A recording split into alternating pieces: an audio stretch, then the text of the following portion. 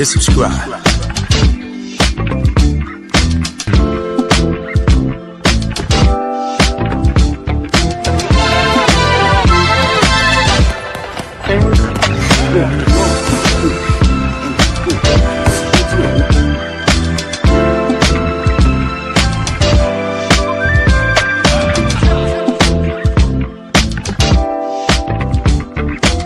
Subscribe to my guy, Uncle D. Tell him Big Bad sent you. Spurling. I'm an attorney here in Houston, Texas. An advocate for black men, largely because I am a black man. I'm a black father. I have black sons. Hey, man, I do what I do.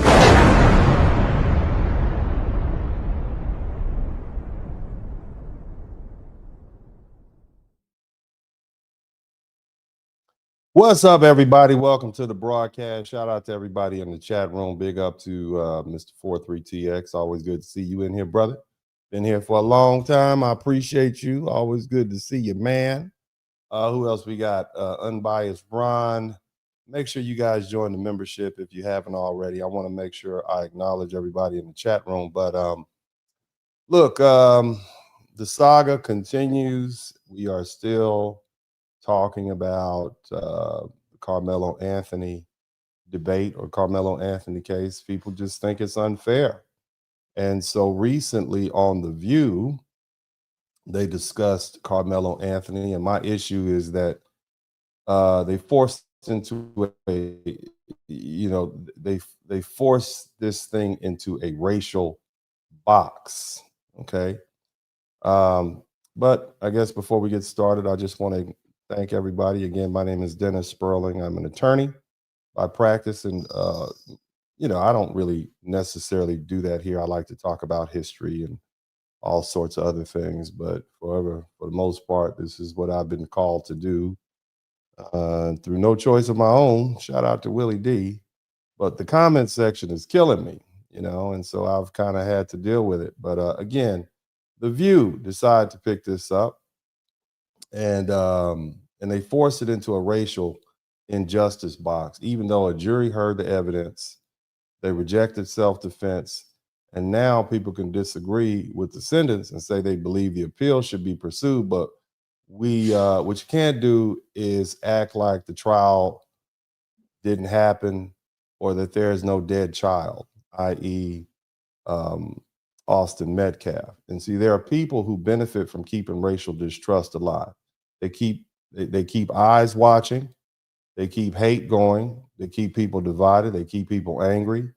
And some of them aren't really that talented. Hashtag The View. Somebody type hashtag The View in the chat room. They don't have deep analysis. They don't have real solutions. They don't have anything productive to offer to the conversation. And they find a tragic case like this. They strip out the parts that don't fit the argument that they want to push. They highlight the parts that do. And then they serve it to the public like they've uncovered some great injustice. Now, historically, Black people should understand injustice better than anybody else. We know what happens when facts don't matter. We know what happened to the Scottsboro boys and when accusations mattered more than evidence. We know what happened in courtrooms all across the South when Black defendants were railroaded and by all white juries and racist judges and prosecutors who didn't care whether the accused was guilty or innocent. And that history is in our bones. But because we know that history, we should be the last group of people willing to play these games with the facts. We should be we should be willing to say, I don't care, or should I say we shouldn't be willing to say, I don't care what the evidence showed. I already know what happened because of the color of the people involved. And that's not justice. That's emotion dressed up as commentary, and it's tribalism. America has always had people who profit from division. Back in the old days, newspaper used sensational headlines to sell papers. They called it yellow journalism. And they exaggerated, they inflamed, they stirred up people's anger. Because, of course, as you all know, controversy sells. Today, it's not just newspapers we're dealing with or television shows. We're dealing with social media accounts, podcasts, YouTube channels, political influencers. and cultural commentators, and the business model is the same. Keep people angry, keep people afraid, keep people divided, whether it's because of race, religion, etc. Men, women, etc. Just keep them watching, okay? And so the View personalities don't genuinely care about Karmelo Anthony, nor do they care about Austin Metcalf. This case gives them the perfect opportunity to do what they always do, which is turn a tragedy into profit. And again, I'm not telling anybody to ignore racism. I would never tell Black people to ignore racism. That would be foolish. Racism is real. Racial bias is real. Unequal sentencing is real. Desperate treatment is real. Police misconduct is real. Prosecutorial overreach is real. Bad judges, bad juries, bad outcomes involving Black defendants is real. But it's not automatically racial injustice. And that's the thing I want to drive home. Some of these people are just guilty, and they need to be locked up. And the penitentiary is full of people like that, of all colors. They need to be kept away from the free world. And that's the truth. And you wouldn't want to live next to them if they got out. Okay? And sometimes the case is just a tragedy. And that's the case with Caysen Allison, which I'm going to talk about today, the young man who was convicted of killing Jose Ramirez, a young man who's also was his schoolmate, along with Karmelo Anthony and the death of young Austin Metcalf. Okay.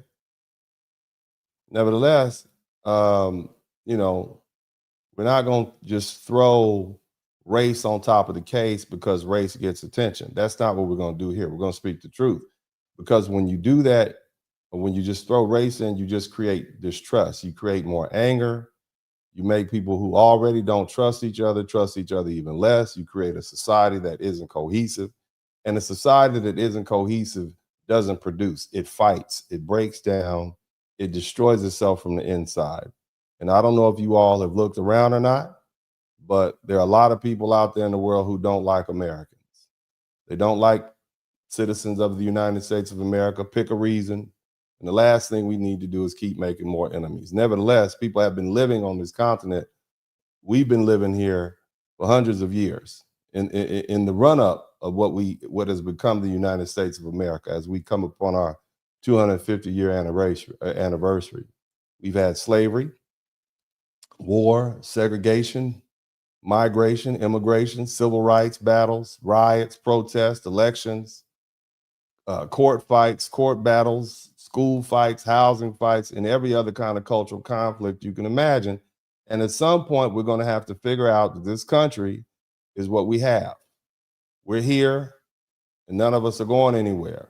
And unless people want permanent conflict, we have to find a way to live with one another. And that doesn't mean we stop fighting for our people.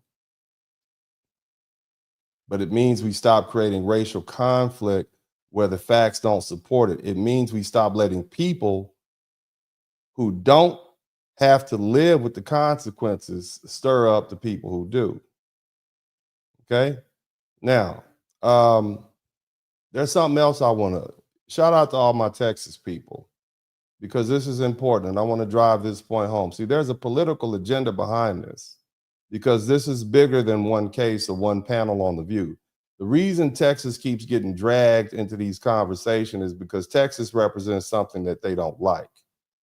Texas represents power. It represents growth in a conservative state that attracts people, businesses, families, immigrants, Black folks, Hispanics, Asians, white folks, everybody, Indians.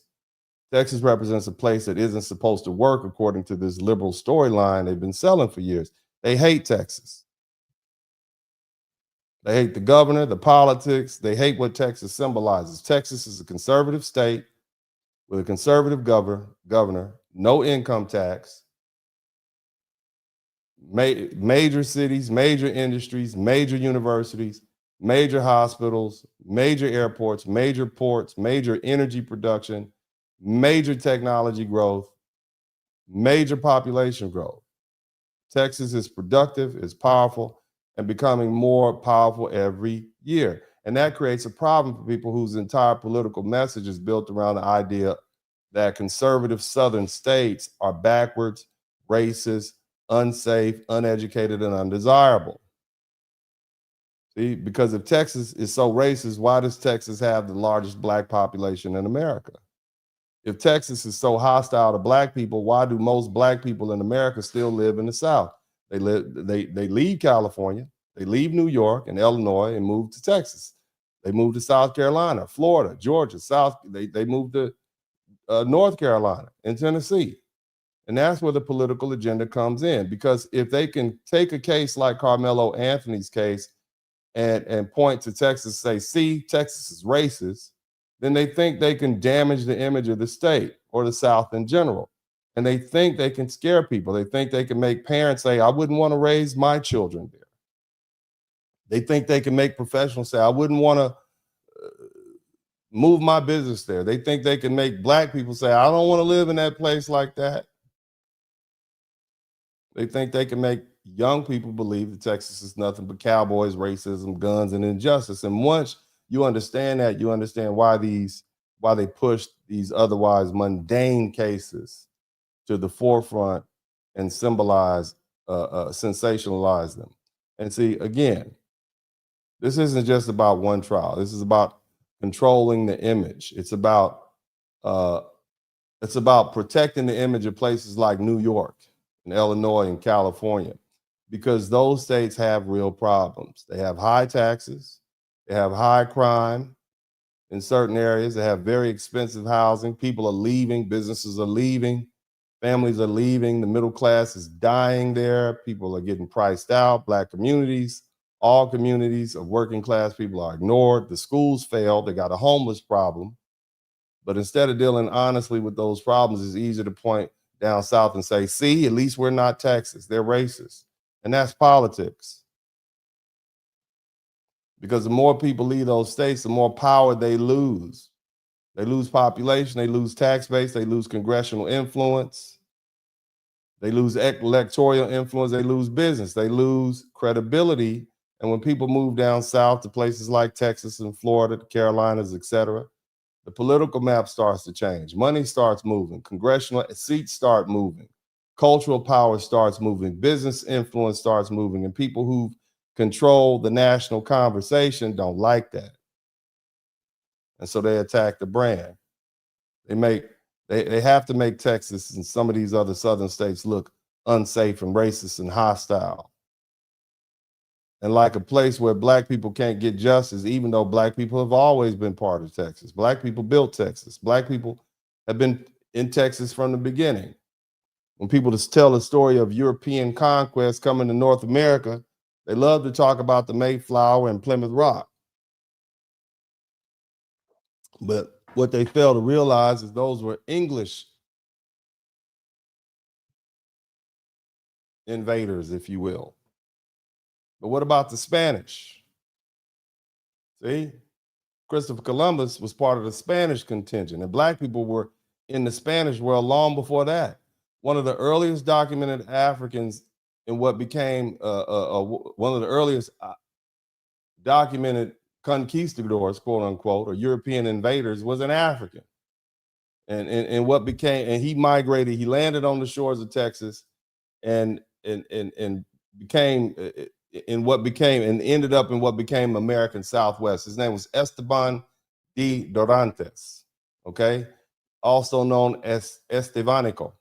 And he came through the Spanish exploration world, and his expedition shipwrecked off the coast of Texas. He later moved through what is the present day Arizona and New Mexico. Black people have been here. The Native Americans who were there will say the first European white man that we saw was a black man. And that matters because it destroys the idea that Texas is some foreign hostile land where black people don't belong. That doesn't mean Texas doesn't have racism. Not saying that. But so does New York. So does Illinois. So does California. We know Boston, Chicago, LA, San Francisco, they have racism too. There's racism in the north, racism on the West Coast. Racism in the Midwest, racism is not a Southern invention. Hell, racism is an American condition. And that's why I don't fall for the game where people act like racism doesn't live in the red, it only lives in the red states. That's a lie. That's a political lie. That's a lie used to make liberal states feel morally superior while they ignore their own problems. They want to pretend that racism wears cowboy hats and only lives in Texas. But racism also wears suits in Manhattan, and racism also sits in school boards in Illinois. Racism also controls zoning in California. Racism also hides behind liberal slogans in cities where Black people still can't afford to live, still can't get good jobs, and still can't build generational wealth, and still get treated like political props every election. Somebody type Chicago in the chat room. So when The View or anybody else tries to take a case out of Texas and use it to make Texas the villain, remember what they're doing. Texas is working, okay? It's inconvenient to their political narrative. So stop pretending that Texas or these other southern states are uniquely evil just because Texas is politically inconvenient to you all. And that brings us back to this Karmelo case, okay? This case gives them a vehicle. It gives them a way to say, look at Texas. It gives them a way to say, look at these southern races. Look at these stupid Black people who live down there. They need to move. See? It gives them the way to say, look at that conservative injustice. Nothing's changed. But if you're going to say that, then you better deal with the actual facts of the case. So, no, I'm not going to let them take one criminal case and strip out the facts and inject a political agenda and use it to smear our entire state. I'm not going to let them act like Black people don't belong in Texas. And Texas has the largest population of Black people in America. And I'm certainly not going to let a bunch of people sitting in a New York City television studio lecture us about racism like racism doesn't exist right up there out their front door. Now, as always, I have some video footage I'd like to review with you all. I will do my very best. I'm going to do my very best not to talk over it. Sometimes I fail in that regard, but I will try. But, you know, some people appreciate my yelling and screaming at the internet videos, and I'll just do the best we can. But anyway, you guys make sure you hit the #1 button if you can hear this clearly. And I'm going to go ahead and get this thing moving along. There we go. Let's see. We got this young lady here. You all. And I love it as The View is getting called to be canceled and sued over what they said about Karmelo Anthony. This is hilarious. Everybody's favorite Karen lawyer, Sunny Hostin, went on there and just lied through her teeth on what happened with Karmelo Anthony. She said several things, but the main ones were there were no other Black people under the tent with him, therefore it's racism. But no, in fact, there were several Black students there. They even testified on Austin's behalf. And she said there were no Black jurors, which means racism, and they removed them for racism. But that's not at all what happened. Vetting process, 2 of them said they would have a hard time not being biased about the situation because he's Black. Actually, shout out to Tommy David Verbal. Actually, one of the jurors said something to the effect that I would have a hard time convicting a brother. So that's why she was removed. And that just basically lets them know she's, you're biased. You say something like that. Why would they, let me explain something to you all about the jury process. You get rid of oftentimes, if there is a juror that's good for the other side, you'll get rid of them. And if there's a juror that's good for your side, they'll get rid of them. So you end up left with the jurors that's not good for either side. And that's just how the process works. So in effect, you don't get what you want, you get what's left. Okay. And that's pretty much how that works. Okay. So if you ever go to jury duty and you get removed, don't take it as they didn't like you. Just maybe one side said, well, this person might be a little bit too more pro the other side, so we're going to get rid of them. So just keep that in mind. All right, but let's keep listening. But the 3 that they removed in the end were all educators. The reason they were removed was because they were educators and because this happened at a high school. Nothing to do with race. As always, The View continues to race bait. I think they are the biggest racists because they keep trying to put this narrative out there on how terrible everything is, and then they lie about it. And once again, Whoopi had to check her at the end.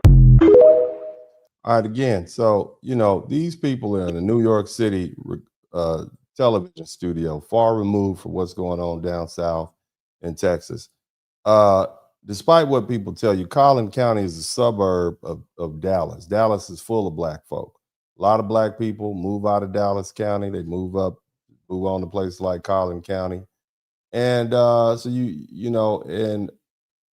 it's multiracial, it's multi-religious. The jury wasn't all white. I'm not saying there's not bias. That's not what I'm saying. What I'm saying is it would be at a track meet. Okay, somebody type track meet. Somebody type fast running in the chat rooms. Somebody type fast running, high jumping.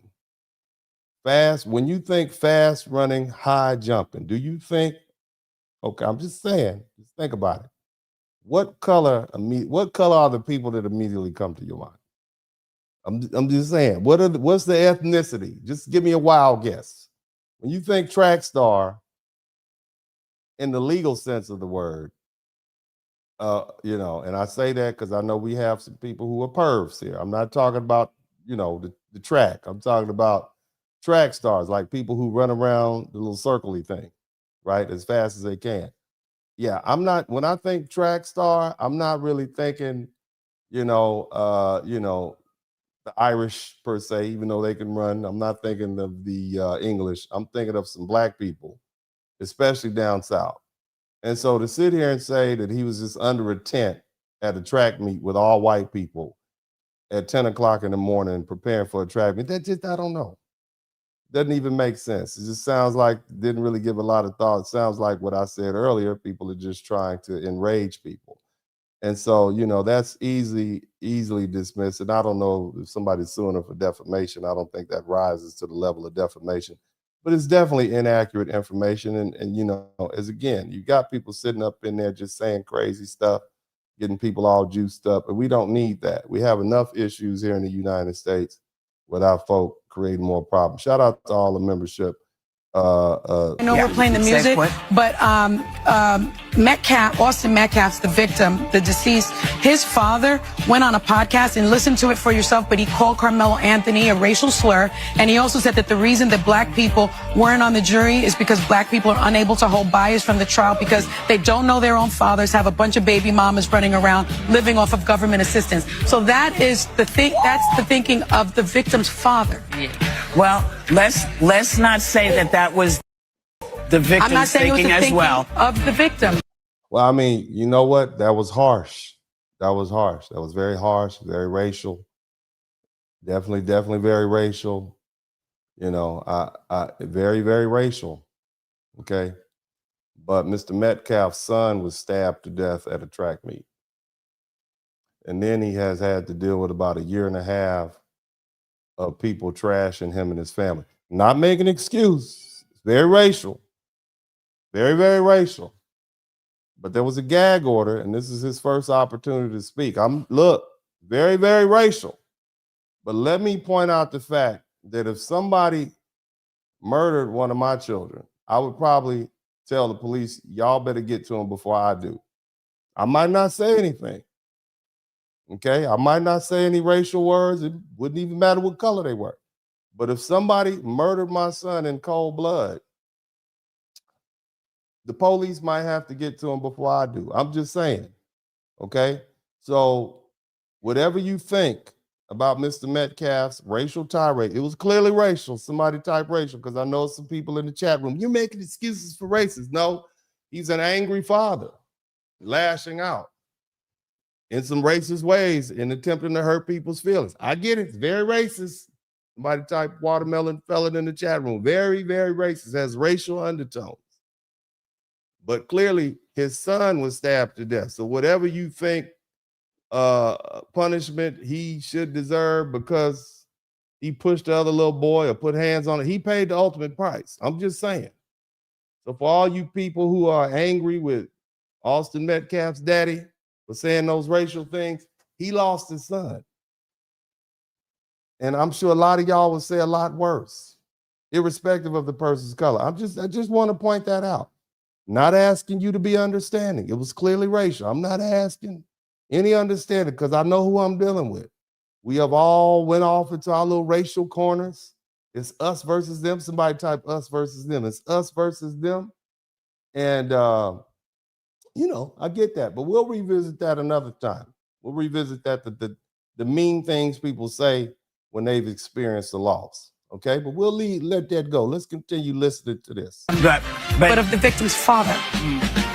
And we'll let you sit with that. We'll be right back.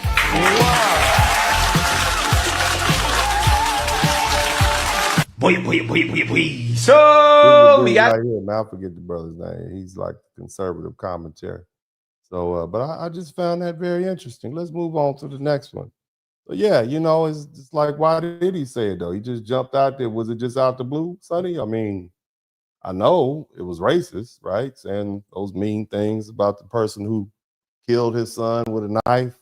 I know that was mean. It was racist, but you know, he was talking about the person who killed his son with a knife. What if somebody killed your son with a knife? What would you say about him? I'm just pointing that out.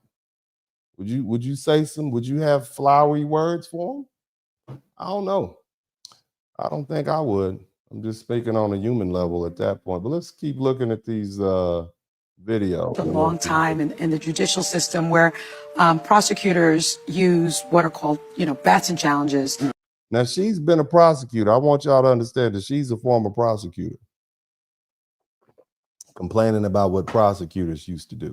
And they Explain what that is. It's a challenge that is used to strike a juror, generally a juror of color, for a race. That's not.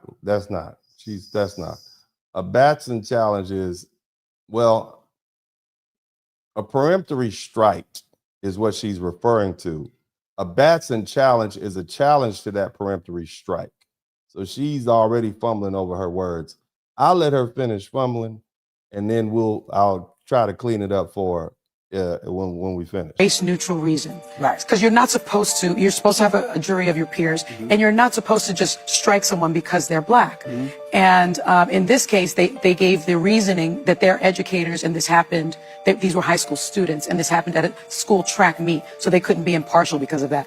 I don't think that's an appropriate reason. The best ones too. Yeah, I don't think it's an appropriate reason to strike black jurors, especially when it's a young black teenager on trial, and especially when that particular area is made up of 10% of an African-American community. So I don't think he got a jury of his peers. So I think on appeal, there is a legitimate. You're not entitled to a jury of your people. You're entitled to a jury of your peers. All right. So let me explain this. When the process called voir dire take place, it's a Latin word that means speak the truth. It happens. Well, it doesn't. It happens at the beginning of the trial. They bring a bunch of people in there. You ask them questions, and you try to figure out, you know, how well will this person sit on my jury? What are their opinions? Hopefully you get the jury to speak back and forth with each other, and you kind of describe the case to them without necessarily describing the case to them. And then you and the other lawyers from the other side will go stand next to the judge at his bench, and you'll say, hey, we want to strike juror 1, 5, and 7. And we'll strike those for cause. Okay, what are your reasons? We want to strike this person because she's indicated that she can't be non-biased. She has a father who's a cop, or she has she's been a victim of SA, especially if you're dealing with some sort of crime or something like that. Or in a civil matter, let's say we want to get rid of this person. She was a defendant in a car accident. She's indicated that she can't be non-biased and she can't award money. Okay, got those for cause. All right. Are there any we want to just strike peremptory strikes? Yeah, we want to strike juror 8, 12, and 15. Okay, and then the other side will look over and say, well, all those people are black, or all those people are Hispanic, and we have a Hispanic defendant. Well, we're striking them because they live on the other side of town, and we just think we just think that them being on that part of town makes them naturally biased. Okay, that sounds like a race neutral reason, but when you start digging into it and say, well, there are other people who are not from this part of town, they're from a further part of town, and you didn't strike them. Why is that? So on its face, it looks like it's a race neutral challenge. It's a Batson challenge, okay? But the reality is, it is race based. And so there was a case called Kentucky versus Batson, where that was brought before the Supreme Court, and it says, hey, you can strike, you can't, we're not going to continue to let you strike people for their race because it's a violation of the Equal Protection Clause of the Constitution. And so they banned that. Okay, and that's how a Batson challenge works. That's something that has to be taken up on appeal, and it has to be reflected in the docket. You have to have all these notes, the transcript. You gotta compare and contrast. It's not necessarily guaranteed that it's going to work. Okay, because would it affect the eventual outcome of the case? I don't think so. Not in this case, because you got a murder weapon, a dead body, dozens of witnesses, and a confession. So I don't necessarily think that a black juror or whoever would affect the outcome of the murder conviction. Maybe he would have got manslaughter. Maybe they would have held out. And, when you get behind in those jury deliberation rooms, the jurors often, they haggle and, they come to agreements. They'll settle for something, especially when there's a lesser included charge. So, I don't want to let her statement just go unchecked, but I will let her finish speaking. You guys make sure you subscribe to the channel if you hadn't already. A legitimate reason. I also think we have to look at self-defense here, because there seems to be two systems of justice at play in this country. And there have been for a very long time. I was part of the system, so I understand that, and I believe that to be. She was a prosecutor. She was part of the system. She was a prosecutor. True. In this case, this young man, you heard him say he put his hands on me, and I told him not to. The kid that died, and I have so much empathy for him and his family's loss. That kid was 200 pounds. This kid was 130 pounds. Okay, so here's another thing, folks. All right, so they keep bringing up this weight difference, okay? It's my understanding, and we're going based on the internet. Karmelo Anthony was 5'11", 162 pounds. That's my understanding. 5'11", 162 pounds. He's about the same size as my oldest son, who's about 175 pounds, more or less. He's pretty tough. Okay. Karmelo is a free safety for his football team, right? So we talk about, look, and I'm just saying this is the information that was presented. I don't even know if it was presented to the jury, but my whole point is we're addressing the embellishment and the purposeful attempt to enrage people by many of these media types. So it does not take much to figure out the truth. Both of these boys played football. One of them was a linebacker. One of them was a free safety. Neither one of these individuals are the biggest group of people on the football field. Matter of fact, when you start talking about real big people on the football field, we're talking about Texas. We're talking about the Dallas area. You're talking about boys who are 6'6", 6'7", 350 pounds. That's big. As far as I'm concerned, somebody 160 pounds and 210 pounds, that's about the same size on the football field. Both of them play defense. Both of them are generally smaller than the biggest players on the team. But if he had all these issues, and I'm not trying to knock, and I'm not taking sides, I'm just trying to throw some fire. I'm just trying to throw some water on this fire.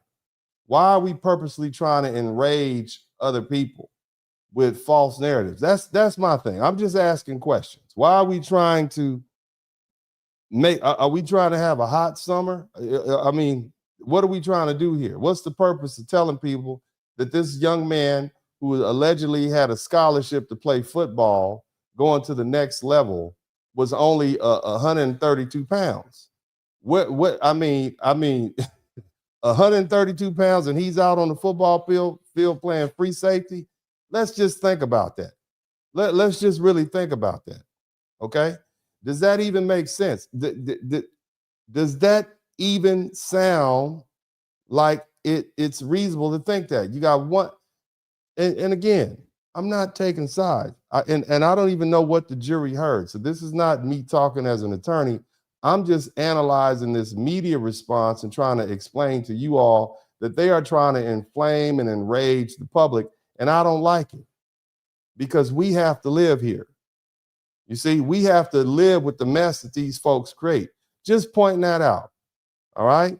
Again, we can all acknowledge that a linebacker on a high school Texas football team was probably going to be bigger than a free safety from the opposing team. I'm just saying, let's not overdo it. Okay. He says, this young man, they're saying that Karmelo Anthony has all these different, he's epileptic and, you know, all, but the boy played free safety for another football team. So you telling me he can play free safety, but a push is gonna kill him? A push puts him in danger of losing his life, but he plays free safety for a football team. That's what you all are telling me. Let common sense, just common sense. But let's keep listening. And so, and the other kid was also taller than he is.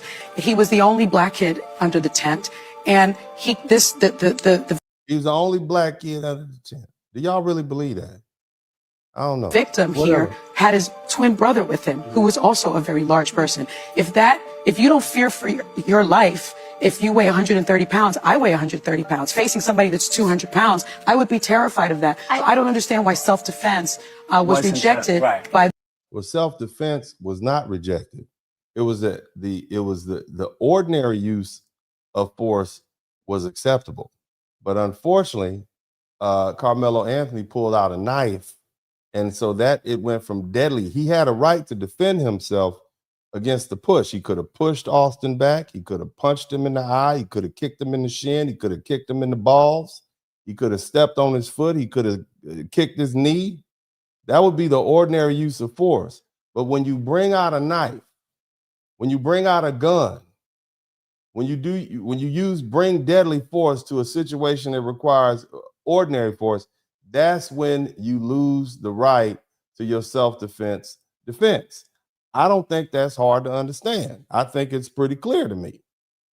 I mean, you don't bring a knife to a fist fight. That's all I'm saying. Okay? So let's keep listening. This jury. I agree with a lot of what you're saying, especially the jury representation. That's what stood out to me. And we know there's plenty of evidence that there's sentencing disparity with people of color. The one thing to me, though, is what is the fair sentence when you take a life? And this is what I'm struggling with, because this is a tragedy across the board. A 17-year-old is dead. A 17-year-old is going to likely spend 35 years in jail. He could appeal at 17. I'd be curious what you think, because I wrestle with it. If it was, God forbid, anyone in my life, I would think 30 years seems about right. If they said life, I'd say that's too long for a 17-year-old. He could be rehabilitated. Look, I think 35 years, if there is no self-defense claim, which is an absolute claim to this crime, absolute defense, I think that would be appropriate.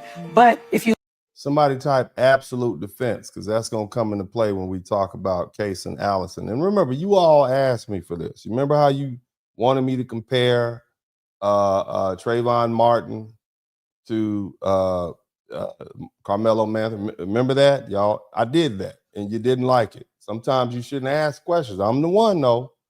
Somebody type the one in the chat room. I'm the one. See, I'm not going to spare your feelings, okay? But again, somebody type self-defense, absolute defense. Let's keep going. look at other cases, there was the other case where there was a young black kid who was chased by Rick Chow, a store owner, accused of taking water bottles, which he didn't take the 4 water bottles. He chased that young boy 130 yards, which is half of a football field, and shot him in the back. Okay. See how she skips over the part that he chased him for 130 yards, and then Cyrus Belton, there was testimony that he pulled a pistol out and aimed it at Andy Chow, his son. You see that? Again, this is meant to inflame and anger people. And see, these folk in these media places, they reap a benefit from that in the form of eyeballs and profit. I'm just pointing it out. I just want to point it out. You can think what you want to think. You can think what you want to think. Okay. But I just want to point out, notice how some facts are deleted. They just get to the stuff that makes you mad and makes it racial, right? Do you see that?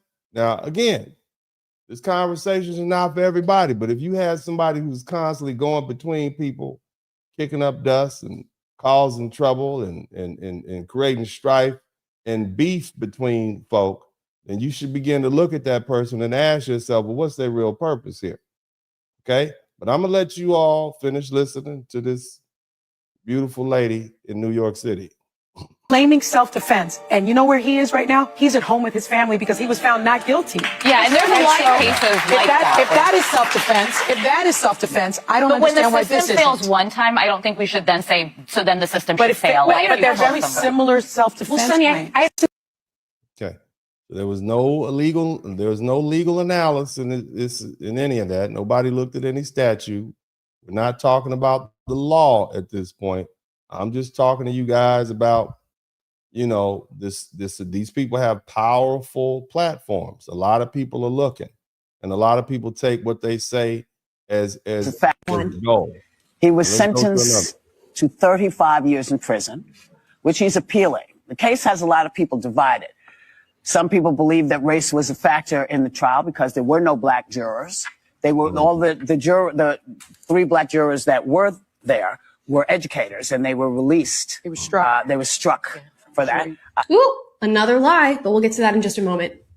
And some folks think, no, he got a fair trial. But is this a jury of his peers? I don't think so. And you know, this has been an issue for such a long time in the judicial system where prosecutors use what are called, you know, Batson challenges. We just gonna move on. We're gonna move on. So that's all these people, they reap the benefit. They get money off of this. It's sensationalism.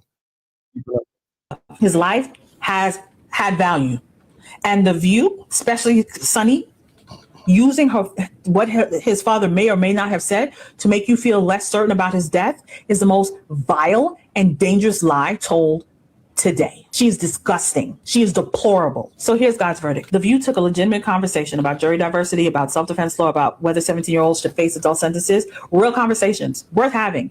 And they filtered every single one of those conversations through a racial lens designed to make you angry at the system and sympathetic to a man who brought a weapon to a public event and used it. That's what they did. Now, he wasn't a man. He was a child. I mean, he was 17. He's a child. Both of them were children. We're not going to overdo it one way or the other, you know, to make people mad. It was 2 17-year-old high school students. They were children. All right, but let's keep listening. All right. So again, my whole point is this. You have a situation where you have people all across this media platform just really, really pushing these issues, and it's inflaming things. And look, the verdict is the verdict, but you know, why are we cherry picking facts? Let's go ahead and throw all the facts out there, and whether we hurt somebody's feelings, it shouldn't matter. Those are the facts. We're going to deal with the facts. Now, here's the thing. You all have asked me to talk about the Caysen Allison case. Are you all familiar with that? Are y'all familiar with the Caysen Allison case? This is a young man back in 2022. He stabbed a schoolmate to death, a young man named Joseph. I believe it's Joseph Ramirez. He stabbed him to death, and recently they call him Joe. And rest in peace to the families of Austin Metcalf and Joe and Jose. And well, what about this? What about that? And you know, people act like these cases are just interchangeable. You can just pick, and you know, it's not same facts. It's not going to be the same outcome. And you know, I'm gonna let you all listen to it, and then I'm gonna let you hear what people are saying. If for nothing else, you will begin to listen to the stuff that they emphasize and the stuff they leave out. I'm gonna let it play, and we are going to come back, and I'm gonna break this down. Keep listening. That there is no systemic discrimination against people of color, more specifically black people. Allow me to educate you on that and to also call bullshit. So these two cases are in the same state, both claimed self-defense, and both used a knife to unalive the other person. Now this is Caysen Anthony, and he got into a fight at school with this Hispanic student right here, and in the fight took out a knife and unalived him.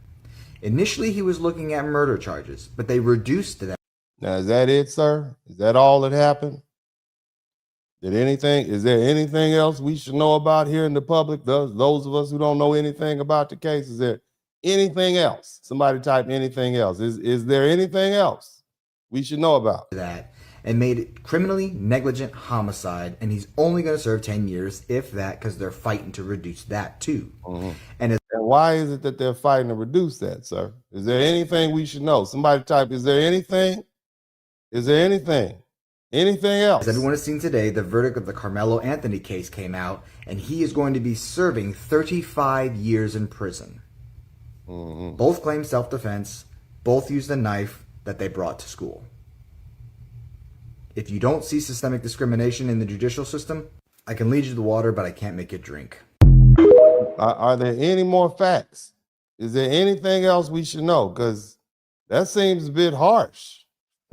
I mean, gosh, if you just take it on face value, the white boy gets 10 years and the black boy gets 35. Same crime, same place. They were standing next to each other when they did it.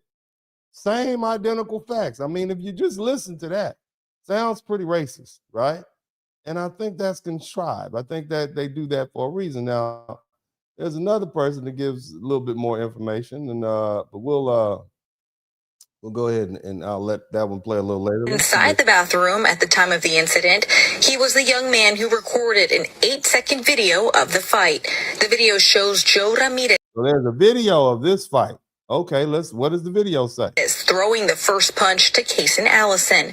I'm sorry, hold on a minute. And was one of the boys inside the bathroom at the time of the incident.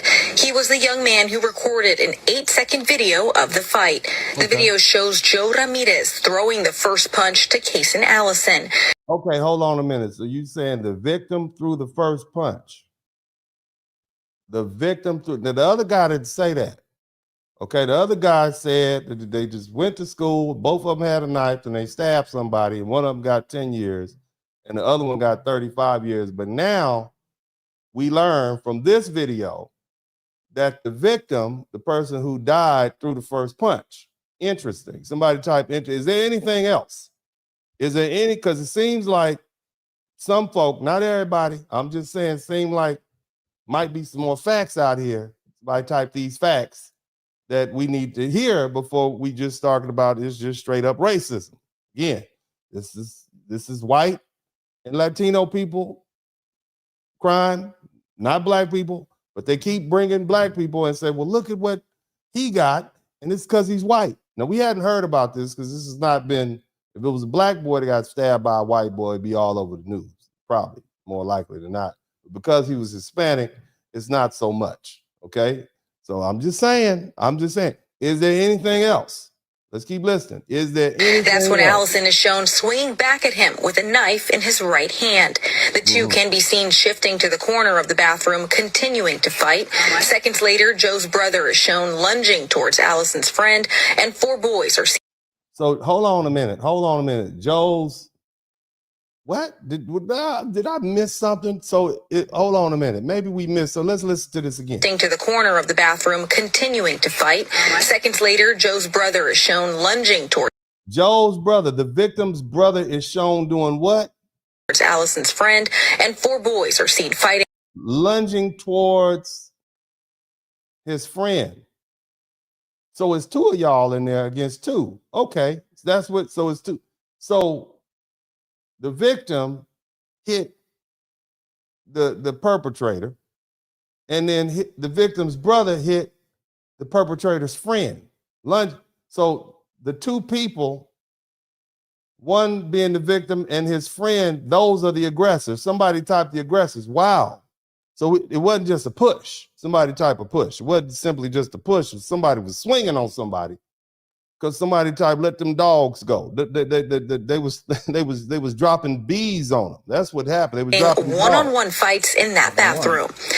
All right, so I don't know why we're lying. Now, that was it. It was just 2 people in there, 2-on-2. That was it. Somebody typed 2-on-2 in the chat room. Just 2-on-2 in the chat room, apparently. That's what I gather from that video. All right, let's see what this gentleman has to say. Lying about Caysen Allison. I feel like a lot of you guys, again, you guys see Caysen Allison and you say, oh my God, it's a white boy that did the same thing that Karmelo did. I have to make it seem like the two cases aren't similar. So now y'all are coming in and fabricating stuff. He went into the bathroom willingly. They said he didn't want to fight. And the reason why he didn't want to fight was because he knew he had a knife. And so if Joe wanted to fight, he was going to end Joe. He literally said that he was going to harm Joe. His friend Barbara, she knew that he had the knife, and he usually didn't carry a knife, and he said he's carrying a knife for protection. I wonder why he felt he usually doesn't carry a knife.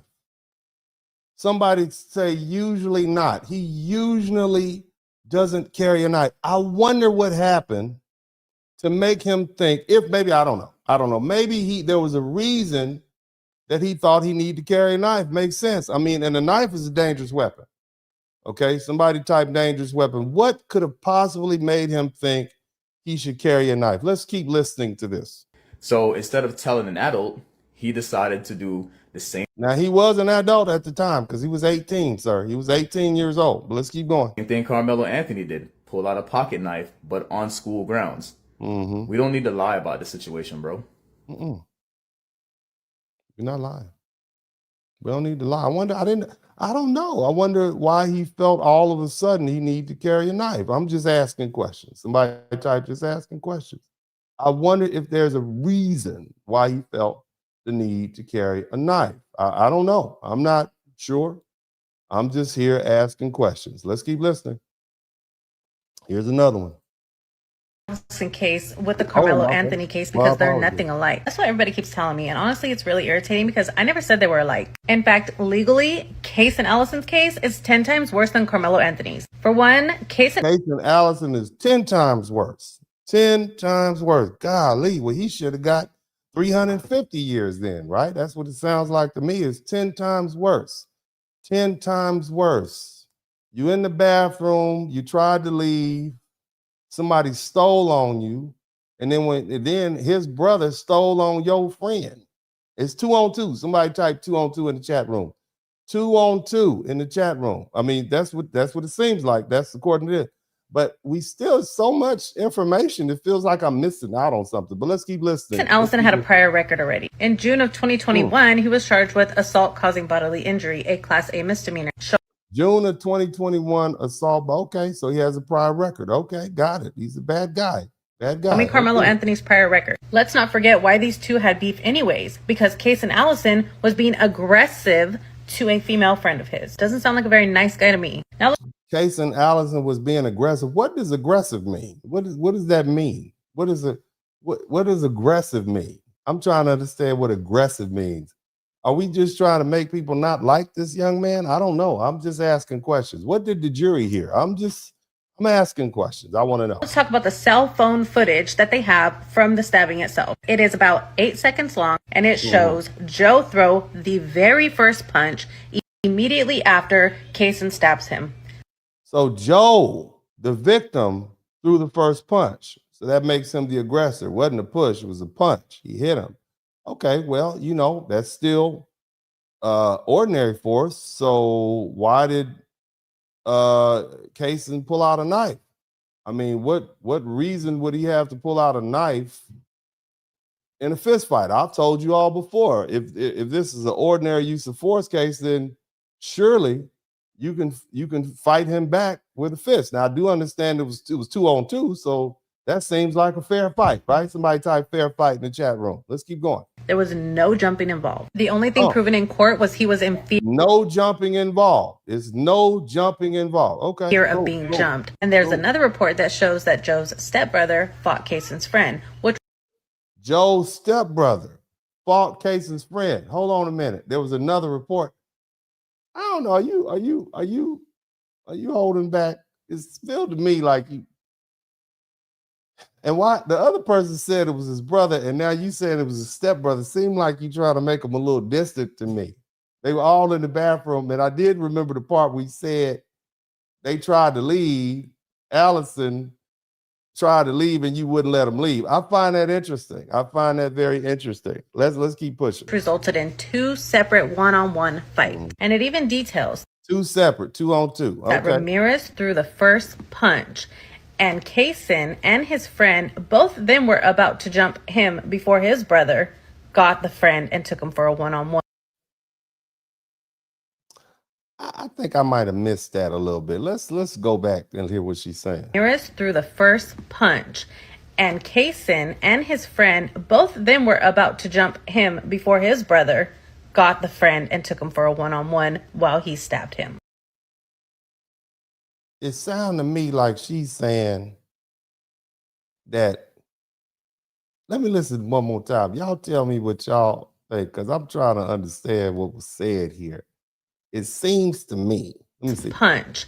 And Caysen and his friend, both of them were about to jump him before his brother. Oh, so you saying that the two, Caysen Allison was going to jump Jose Ramirez, and it was Jose Ramirez to hit him in the face first before he could jump him in the men's bathroom that they wouldn't let the boys out of that was trying to leave. That's what you're saying? I've been in some fights in some school bathrooms before, and typically the one that's about to get jumped is not usually the one that hits the other one first, in my opinion. But I could be wrong. I don't know. Maybe you know something I don't. Let's let you keep listening. Got the friend and took him for a one-on-one while he stabbed him. So that was the defense attorney's strategy, was to say he was being jumped, but testimony and video footage disproved it. Hence why he actually got time. 2-on-2. Okay. If he was actively being jumped, he would have got off on this charge completely. People also like to touch on the fact that Caysen actually didn't want to fight. He didn't want to fight at school, but he didn't have a problem fighting at all. Oh, so the one that he didn't want to fight at school. But I thought you said he was about to jump Jose. But now you're saying he didn't want to fight at school. But if he wanted to jump him and he went in the bathroom to fight him in the bathroom at school, and now you're saying he didn't want to fight him at school, I'm so confused. It's a lot of words being said right here, and they seem to be, they're confusing me. Maybe it's me. Maybe you all understand what she's saying. I'm just listening. Somebody type, we're just listening in the chat room. The number one thing y'all want to throw out for the Karmelo Anthony case. Oh, why did he even bring a knife to a track meet? Well, why did he bring a knife to school? He knew there was. I don't know. Why did he bring a knife to school? Why did he bring a knife? And keep in mind, the fight was supposed to happen after school. So he thought that he would need the knife after school. I wonder why he thought he would need a knife, a dangerous weapon, after school. Tension already. He knew a fight was possibly brewing. So why did his defense team get to use that it was a split-second reaction during a fight, but Karmelo Anthony didn't get to use that excuse, even though he had no pre-notion that violence was going to occur? So let's talk about Madison Barnes' testimony. She was both the ex-girlfriend of Joe Ramirez and a friend of Caysen Allison's. She testified that Caysen told her he wanted Joe on life support, he wanted to stomp his head in, he wanted his jaw dangling from his face, and he wanted Joe in the hospital. And then he brings a knife to school where he knows he's going to end up seeing Joe. Now let's go back to the after prom party that started this whole chain of events, where people are claiming that Ramirez pulled a pew-pew out on Allison. But I'm there's sorry, literally did I miss something? Hold on a minute. Did I miss something? Let's go back here real quick. You said what? Who did what? I think I'm confused here. Hold on a minute. But there's literally a recording of Allison telling somebody else that Ramirez's friends pulled a pew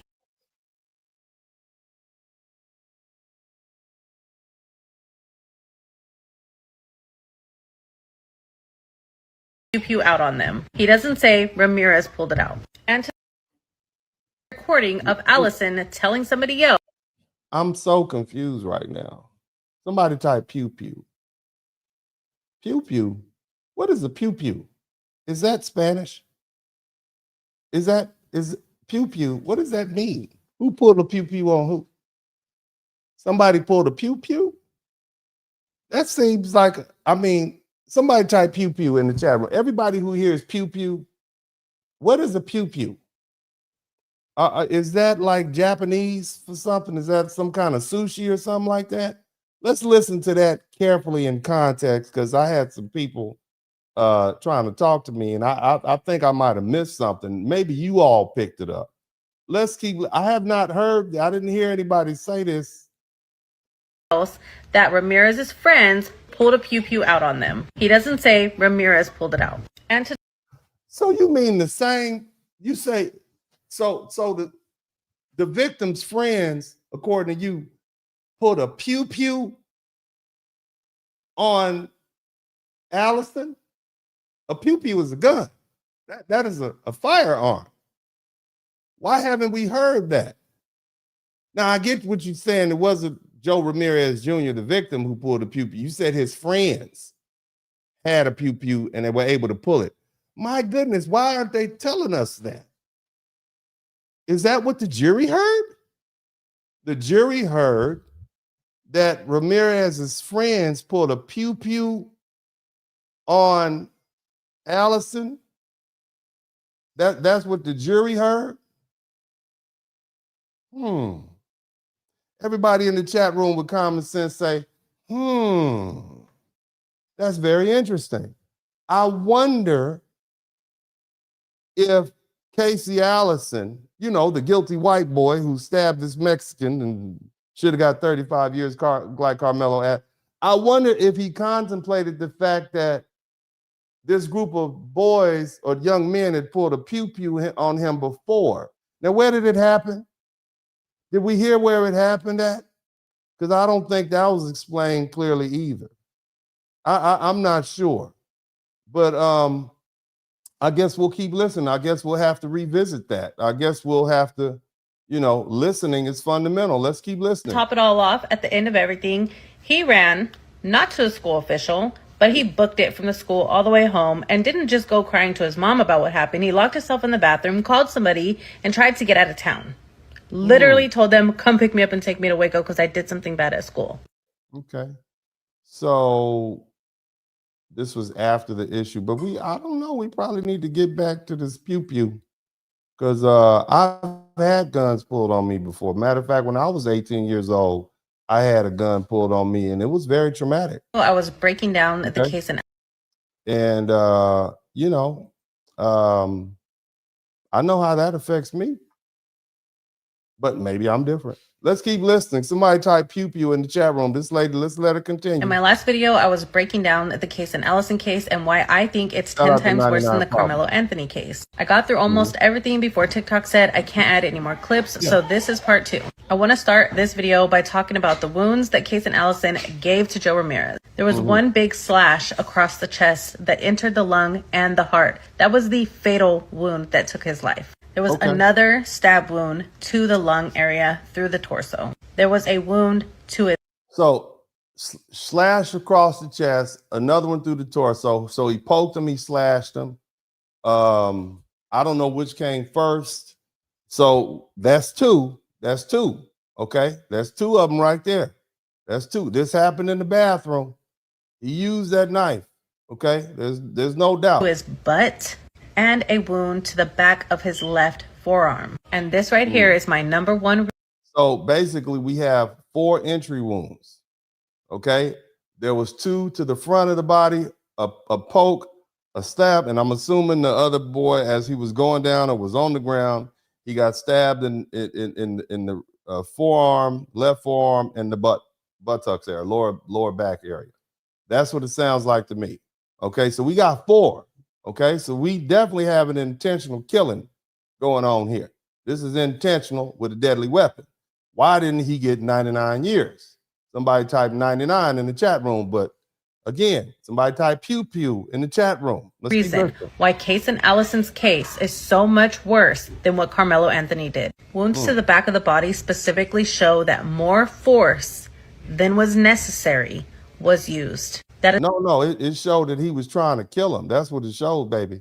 It shows that he was trying to kill him. It shows that he clearly intended to use deadly force. That's what it shows, okay?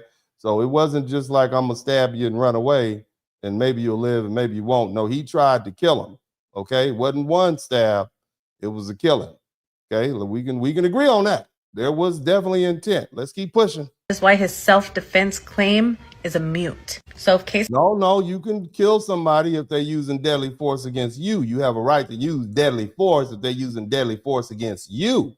Okay? Or you, and again, remember, somebody type reasonable man. Y'all remember I was in my office yesterday and I explained A reasonable man standard, you're allowed to make mistakes. The reasonable man standard does not say you have to be right. It just says you acted as a reasonable person would in that situation. That's the first week of law school. One of the first things you learn.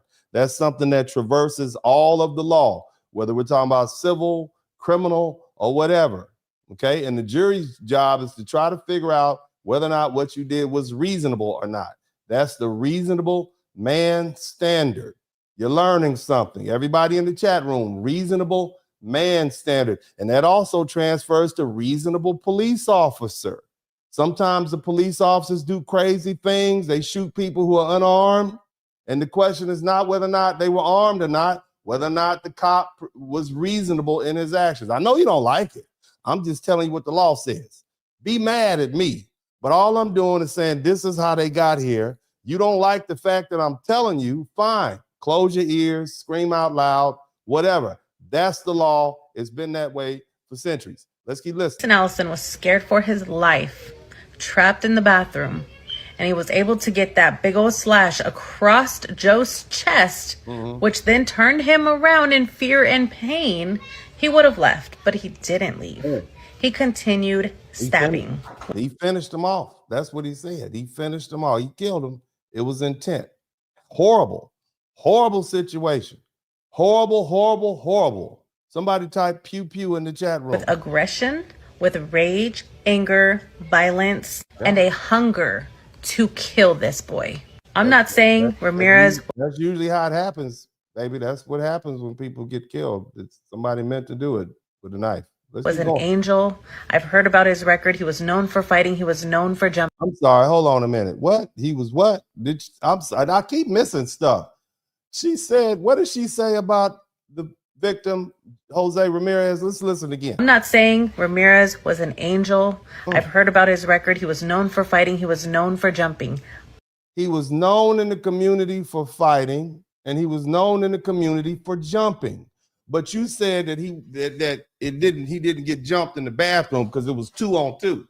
That's what you told me, ma'am. You said he was 2-on. Did the jury heard this? Did the jury hear this? So you said that he's known for jumping people, but they didn't jump in the bathroom. It was 2-on-2. It was a fair match, even though they didn't want to let him out the bathroom. So he was known for jumping people. He was known for fighting people. And according to you, his friends had pulled a pew-pew out on Caysen Allison sometime before. That's a lot of information. They didn't say that on The View. I hadn't heard anybody say that on The View. I mean, because if you are known for jumping people,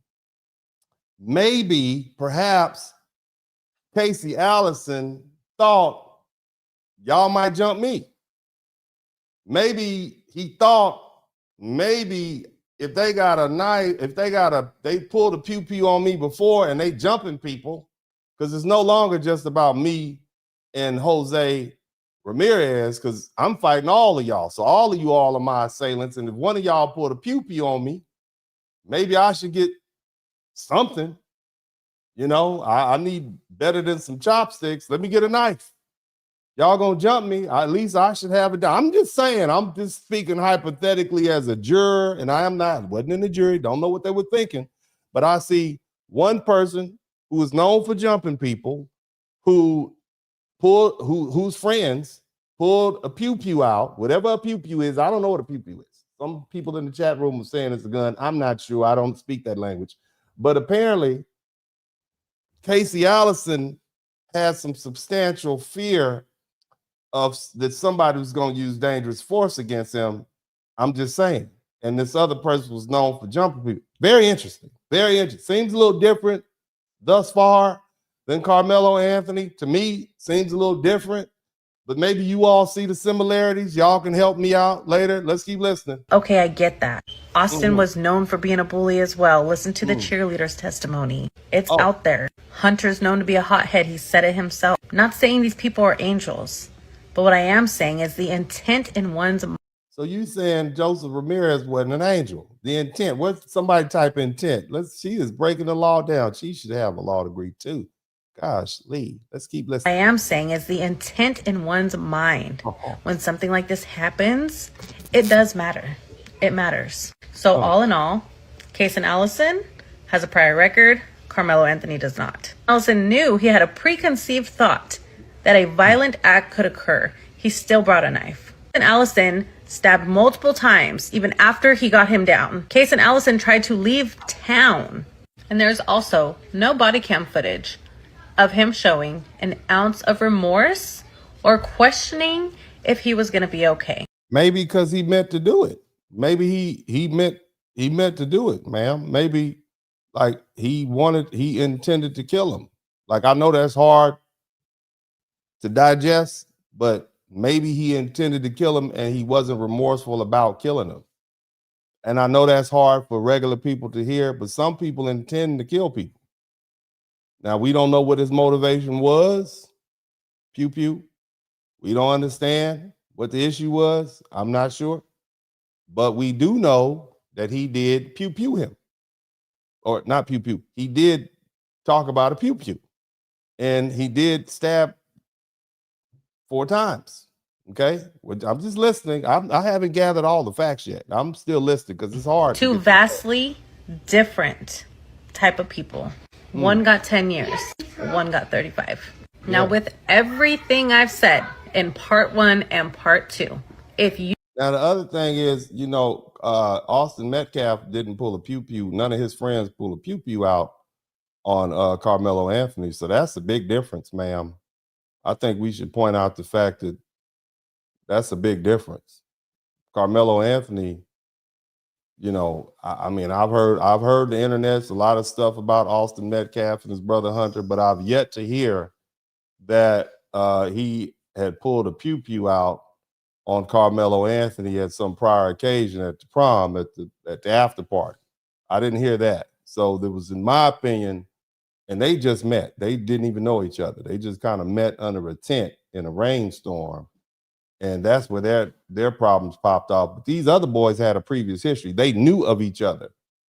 The Caysen Allison apparently knew of Mr. Jose Ramirez's reputation for jumping people, and he himself had experienced what is tantamount to assault with a deadly weapon by at least one of his friends if they pulled a pew-pew out. You see the difference? I see the difference, but maybe I'm missing something.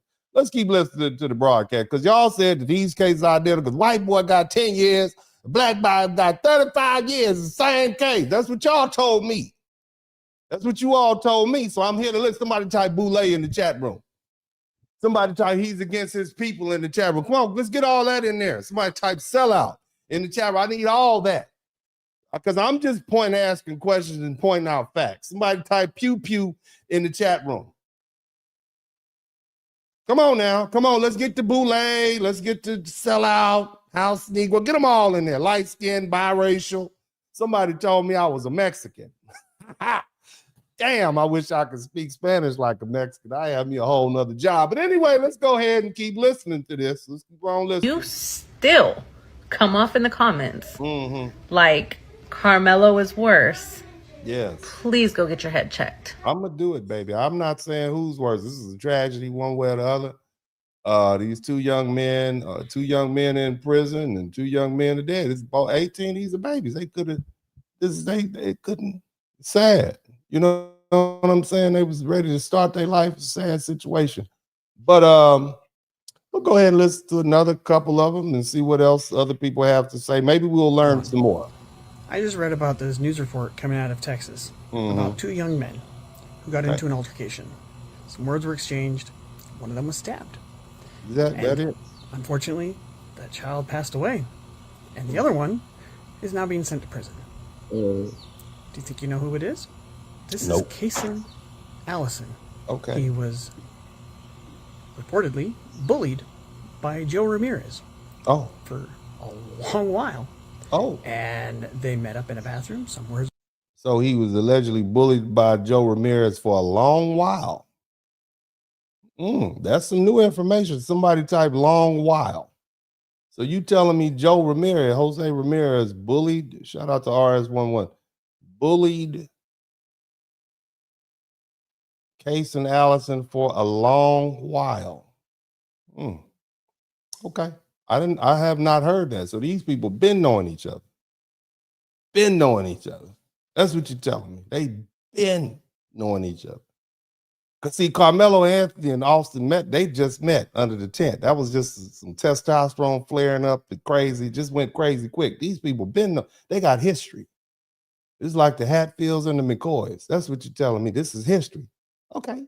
All right. Let's keep listening. Words were exchanged, and Caysen stabbed Joe. If you hadn't heard about this, I'm not surprised because it didn't break national news. Every news article that I've seen about it. That's because he stabbed a Mexican boy, not a black boy. That's why. That's why you hadn't heard. Ain't no money in that. Okay, I hate this. Didn't remember y'all heard what I said? Sensationalism. We played a racial game. I tell people our racism is part of American culture here. This is what we do.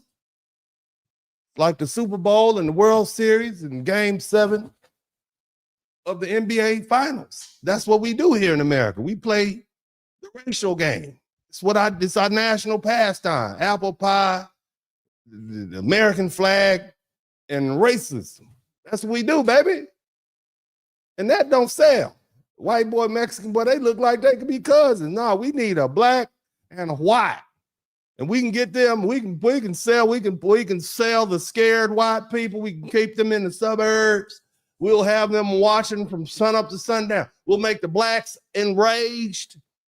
Another victimization, we'll get the new printout of the Black Lives Matter t-shirts going. That's what we do. It sells. Racism sells, and no kind of racism sells more than black and white racism. They love it. What we do, baby. Ha. Let's keep listening. Has been a local news station. Caysen got negligent homicide and 10 years. It's called criminal negligent homicide. But go ahead, sir. Go ahead. And he's appealing the case. I'm not surprised. He's not appealing the case. He's appealing the sentencing. Because criminal negligent homicide, the maximum you can get is 2 years. But the judge basically gave him an enhancement because he had a dangerous weapon. And so because of that, he ended up getting 10 years. But, I don't know. I'm going to let you finish. I'm going to let you finish talking, sir. This didn't make national news. It doesn't fit the narrative that people are trying to paint about black people. Meanwhile, Karmelo Anthony never met the boy he accidentally should be negligent homicide, just like Caysen. But this is Texas. From all the reporting that I read, Caysen was wanting to hurt his bully. He gets negligent. Let me just point out to you all, I don't like doing this. Okay, I don't. I like talking about history. I like talking about sociology. I like relating it to modern times. This is stuff I like to do. I find that interesting and pleasant. I don't like to do this. Matter of fact, I think I've repeated it several times on several occasions. I have a disdain for the criminal practice of law, whether we're talking about defense work or prosecutorial work. I don't even like talking about it. When I was a young law clerk, when those inmates would send letters to my judge asking for pleas, I just put them in a file and never look at them again. Okay, I don't like it. I don't want to hear about it. I don't want to hear about the crime. I don't want to hear about how you're innocent. I just don't like it. Okay, and the only reason I'm doing this is because you all keep coming to my page. You keep bringing this up over and over and over again. Well, what about Trayvon Martin? What about the Chud the Builder? What about this self-defense? And I can't live without, well, let me say it like this. I'm not going to let you come on my page and bully me and make it seem as though I'm wrong when clearly all you have to do is just read the basic statutes and you would understand that this is accurate information I'm giving. Okay. And, but I hope so far, without us going too deep into this broadcast, you've already realized there's a lot of differences going on between Caysen Allison and the Karmelo Anthony case. I hope just basic common sense. Okay. But, I don't like doing this. I don't. And I feel sorry for the families of Caysen Allison and Karmelo Anthony. And I feel sorry for the families of Jose Ramirez and Austin Metcalf, and I feel sorry for their parents. Nobody wants to bury their child. Okay, these are all very young men. These are babies, 17, 18-year-old boys doing what they do. And, you know, I don't like talking about it, but I'm doing it because I think it's necessary, because there's just absolutely so much ignorance out there. And it's not necessarily coming from you all. You are simply the consumers, but there's so many folk out there who are sensationalists. And see, unlike Willie D brought me on to his page and he was cool with it. You see what I'm saying? I mean, you see, we went back and forth 4 or 5 times. So that was a great educational experience. But when you have shows like The View and you have these other shows and they just push this one side and they don't have anybody in there pushing back or anybody in there that acts like they even know what they're talking about, it's just a bunch of emotionalism. Then you got folk like you, regular people, who want to come in and take what they say as written in stone, and then you go live your life. You live in fear. You're angry with your fellow American. Next thing you know, that escalates to something else. And it makes it really impossible for us to live in this country together. And so that's my problem. I have to live here. We have to live here. And so I'm trying to find a way so we can live here together. But I'm going to let this gentleman continue speaking. And you all make sure you subscribe to the channel if you haven't already. Homicide. Well, Karmelo Anthony gets 35 years in murder? Please explain to me how the justice system in Texas can view both these cases so very differently. One of the things that I've heard people tell me is that Karmelo said, "Try me," or something to that effect. How many times in the Bible does God say, "Don't tempt me"? And then when somebody does... All right, well, he's not God. He was a 17-year-old boy. We're going to move on to another video. He's kind of like listening to my biochemistry professor back in college. I can't take it without going to sleep. But here's someone we all know. Let's take a listen. Let's take a listen to the good, somebody type the good doctor in the chat room. The good doctor, for you all who don't know, this is Dr. Umar Johnson. He's a psychologist.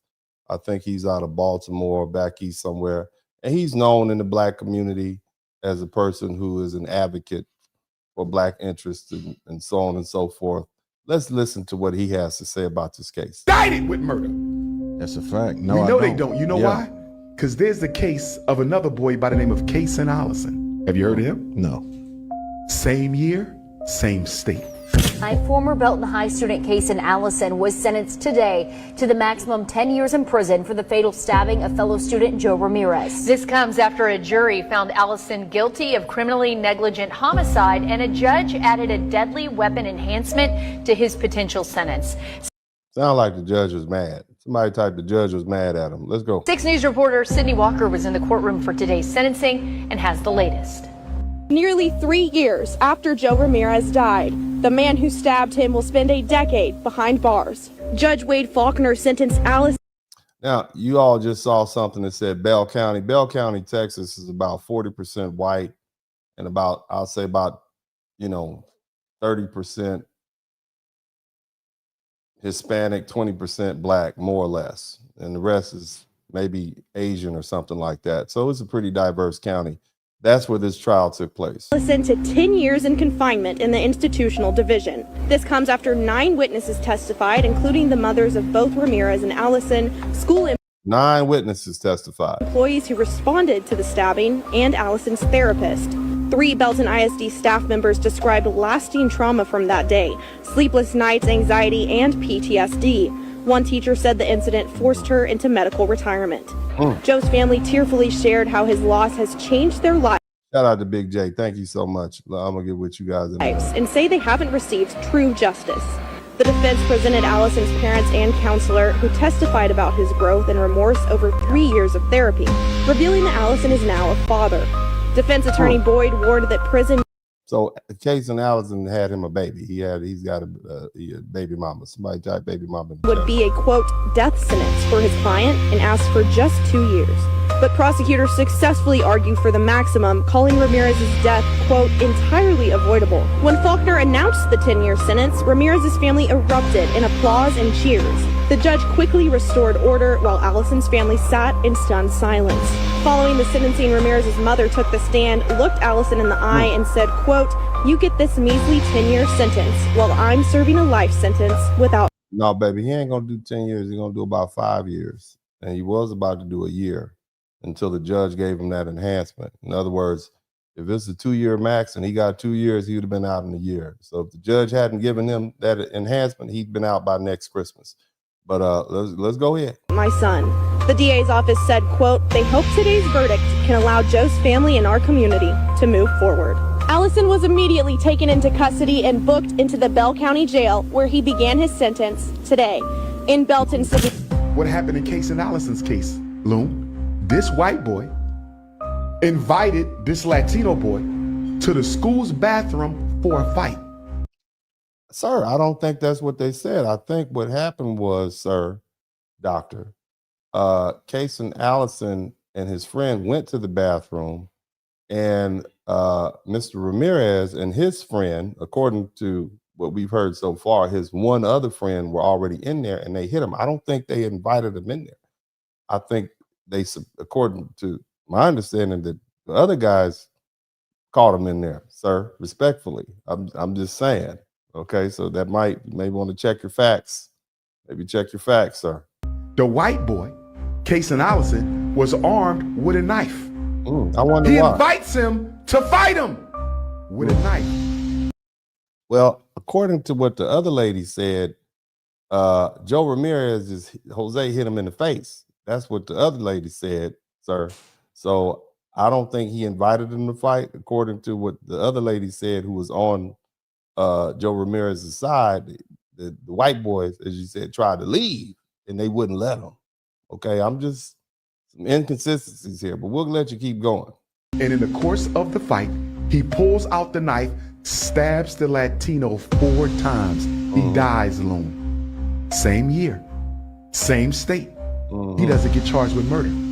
He got charged with murder, manslaughter, and criminal negligent homicide, and the jury convicted him of criminal negligent homicide. So he was charged, he just wasn't convicted, respectfully, sir. Charged with aggravated involuntary manslaughter or something to that effect.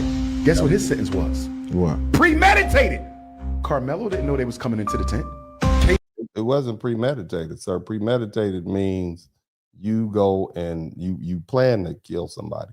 That's premeditated. This wasn't a plan. This was some kind of spontaneous meeting in the men's room. Respectfully. Somebody type respectfully to the doctor. Case, he invited the boy. He invited him to the bathroom, shanked him 4 times, Loon, murdered him. Even the students in the school said he was saying he wanted to put him on life support. Yeah, he said he wanted to put him in the hospital. I don't think he said that. So that might be a little embellishment here. Again, there are some people who benefit from racial discord. They make money off of that. You know, hey, you know what? I need people to feel like there's a need for the services I provide. We need an all-black school up here in Philadelphia, Delaware, so these kids can be safe from this racial violence. You know, so we can get more people. You don't want your child to get shanked 4 times going to school with them white folks. So y'all need to help me get this school going. So I can protect your children. You see what I'm saying? I don't know. I'm just asking questions. Okay, let's keep listening. Guess what his charge was? Aggravated involuntary manslaughter or something similar. Guess what the sentence was? With 10 years. Guess when he'll get paroled? In 5. Help me understand something, Lou. Help me understand. Karmelo Anthony, Caysen Allison. Same age, same state. Same age, same Texas. Somebody type Texas and somebody don't mess with Texas. Let's keep going. The one, self-defense. Murder conviction, 35 years. The other, premeditated stabbing, 4 times. Aggravated. Man, I'm just waiting for the breakdown on this rap song, man. I know it's about to drop, man. He's like, it's about to drop, man. This the intro is banging. Manslaughter. It's crazy. 10-year sentence. He's home in 5. Because Karmelo was convicted of murder, Loon, he has to do half the sentence. 17 and a half years. Caysen Allison, 4 shanks. Oh, he'll be home in 5. Okay, well, we heard a lot. You heard a lot. I've heard enough, man. Let's go ahead and continue. Let's see if we can sort this thing out. Like I said, people ask me to compare Caysen Allison's case to Karmelo Anthony's case, and because a lot of people want to use these two cases to prove a racial point, in my opinion, and I understand why they're doing it. I get that. Karmelo Anthony, a young black boy at the time, stabbed Austin Metcalf, who was another young black boy, 17, at a school track meet and received 35 years, whereas the white boy, somebody type white boy, all the white people in the chat room type white boy, the white boy, Caysen Allison, right, stabbed Joe Ramirez, a young Hispanic man, and both of them were 18 at the time, inside the school bathroom and received a measly mere 10 years. 10. He can do that standing on his head, man. So people look at that, you know, and they say, there it is. That's Texas. It's racism. Black kid got 35 years. White boy get 10 years. Every time I say white boy, I want y'all to type white boy in the chat room. White boy get 10 years. It's just that simple, man. Or is it? That's too easy. It's too easy. That's lazy, man. That's convenient. And more importantly, that's not an legal analysis. Caysen Allison's case becomes more complicated than the internet wants it to be. And I know this is not what y'all want to hear. I'm sorry. I apologize for not letting y'all hear what you want to hear. My bad. My bad. I'm sorry. But I'm not going to do that here. Let's go over some facts that the jury heard. And again, I just want you all to hear what the jury heard. So you all sit as the jury. Okay? Let's go over some facts. 18-year-old Caysen Tyler Allison was charged with murder after the May 3rd, 2022 fatal stabbing of 18-year-old Jose Luis, also known as Joe Ramirez Jr., inside a bathroom in Belton High School in Belton, Texas. Now, the police arrested Caysen Allison off campus about 20 minutes after the stabbing. He didn't get far. He went home. Okay? He was formally charged with murder the next day on May 4th, 2022. Now, mind you, this is a boy was a senior in high school, was going to graduate. I believe it was the graduation date was May 29, 2022. We still dealing with the remnants of COVID and everything. But bottom line is, it happened in Bell County, which is a very diverse central Texas county with about 41% white, 22% black, 27% Hispanic. And the county demographics do undercut that lazy assumption that this was automatically going to be a white town with an all-white jury pool. Okay, all right, who just gave the defendant a pass. That's the first thing I see. Now let's get to the nitty-gritty. According to the trial testimony, all right, this is what the jury heard. I don't know what else the jury heard, but let me let you hear what the jury heard. Okay, you're sitting as the jury. I want y'all to listen to me. Shout out to Daniel Moore. And if you learn something, I should earn something. I don't care if you like it or not, but we're going to learn what the jury heard and you apply the facts. According to the trial testimony, the conflict between Caysen Allison and Jose Ramirez, it didn't start in that school bathroom. It began much earlier.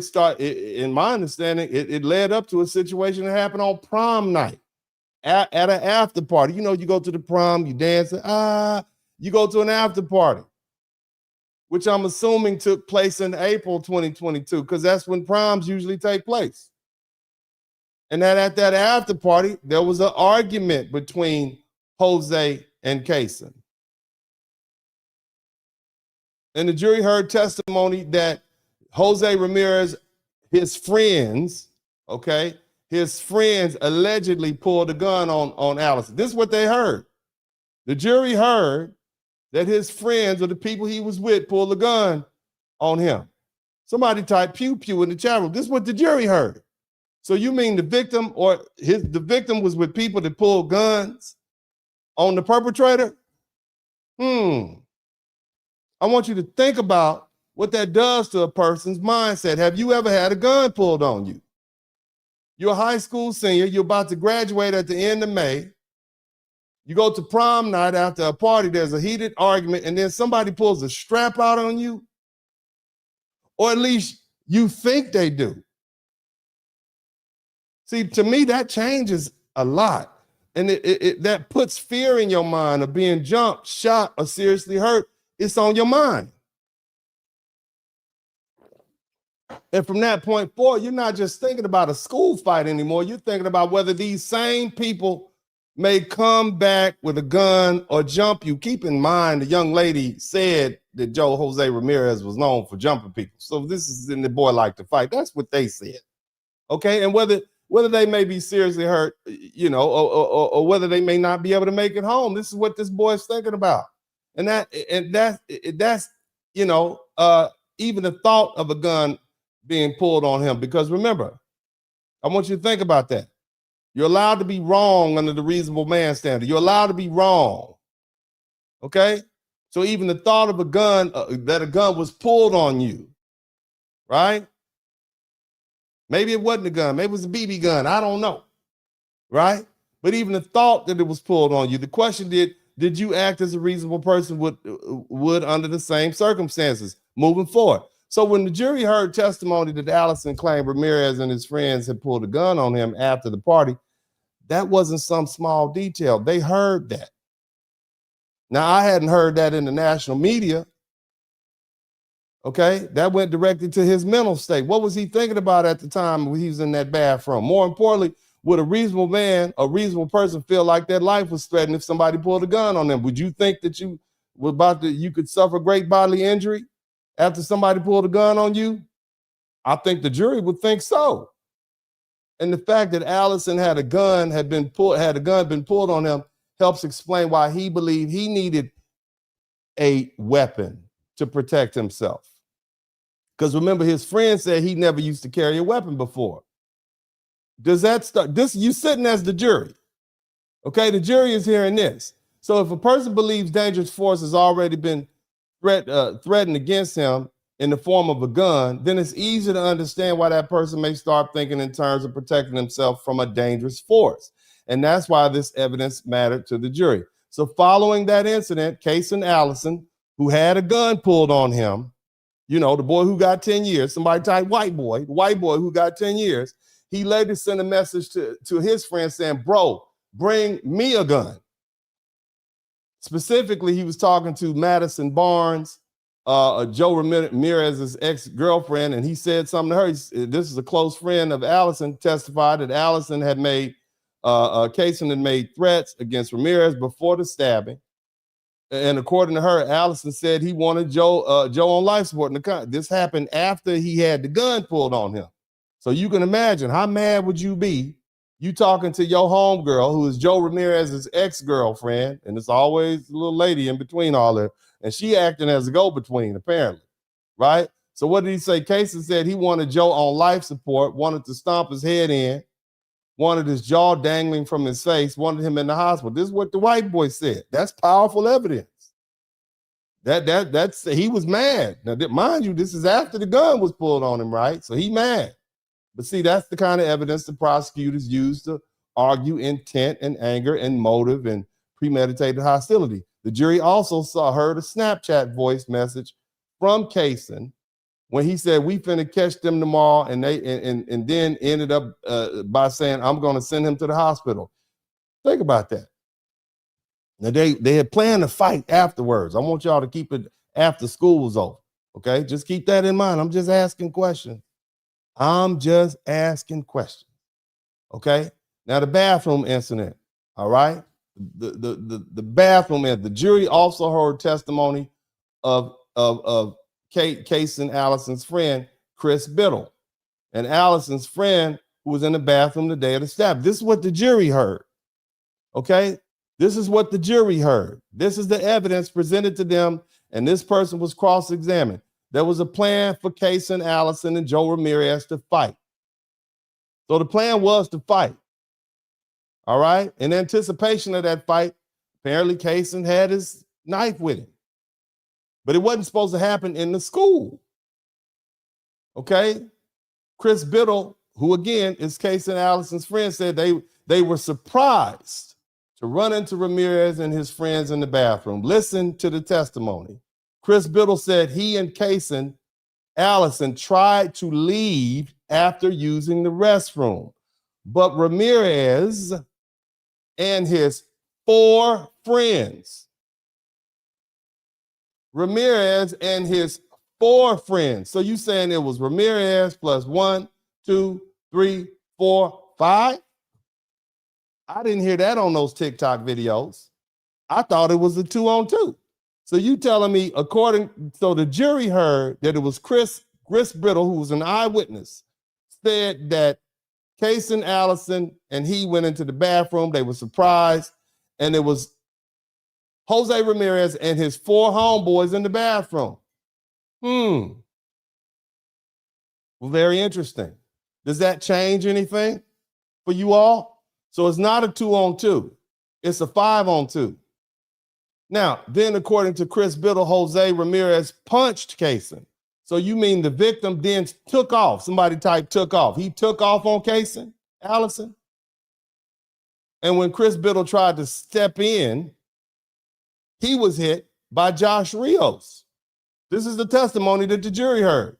A guy who was with Jose Ramirez. So you got 5 in the bed, 5-on-2, and 2 of them take off on y'all. This is what you're saying? And the jury saw the cell phone video on the fight. So the jury, somebody whipped out a video and started taking this. I'd like to know who had the video. So the jury wasn't sitting there guessing about who threw the first punch. They knew they had the video evidence, the witness testimony showing the physical fight started when Jose Ramirez punched Allison.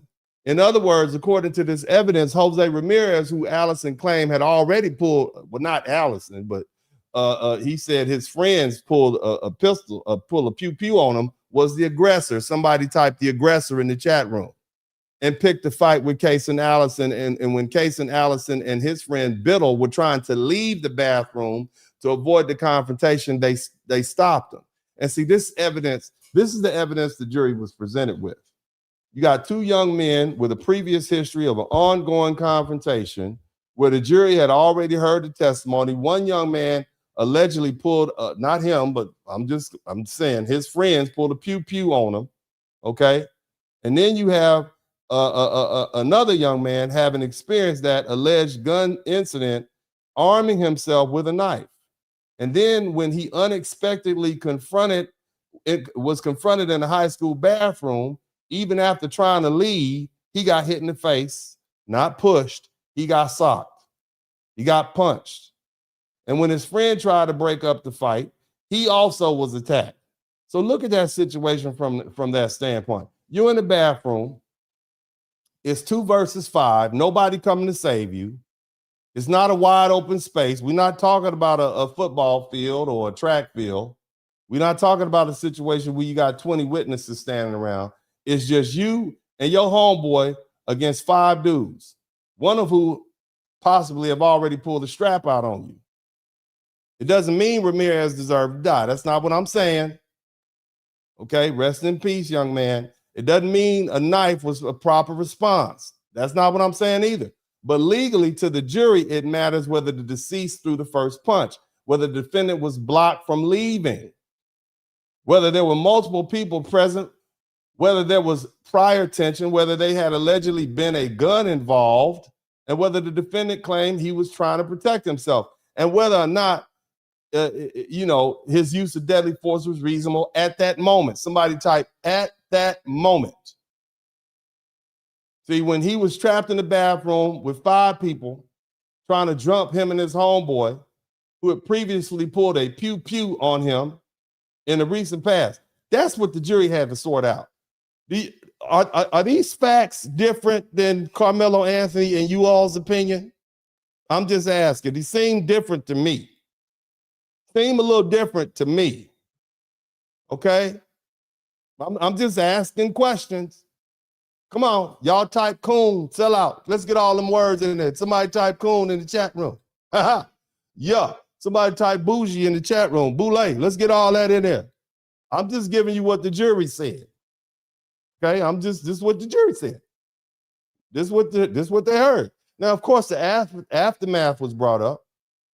The jury heard evidence that Caysen fled after the stabbing. He ran. The officers later found him at home. They heard that when the police arrived, Allison was in the bathroom talking on the phone, said, I did something at school, asking someone to come take him to Waco. He's trying to get up out of there. The deed was done, though. And they saw photos from inside the house, including white shoes had blood on them. They heard that he told the officers, I was just trying to protect myself. So there we go. Instead of shutting up, you talking. What's the first rule if you get arrested by the police? Shut your mouth. You should have shut up. Let's start with shutting up. Bottom line is he was talking. Okay.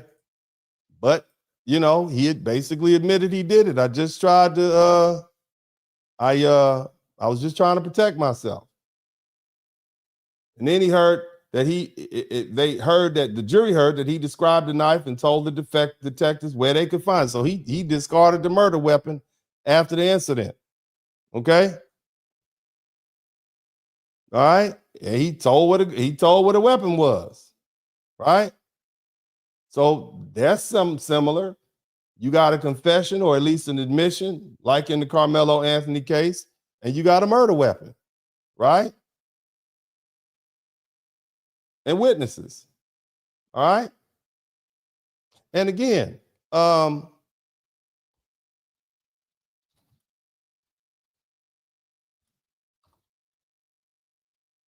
you have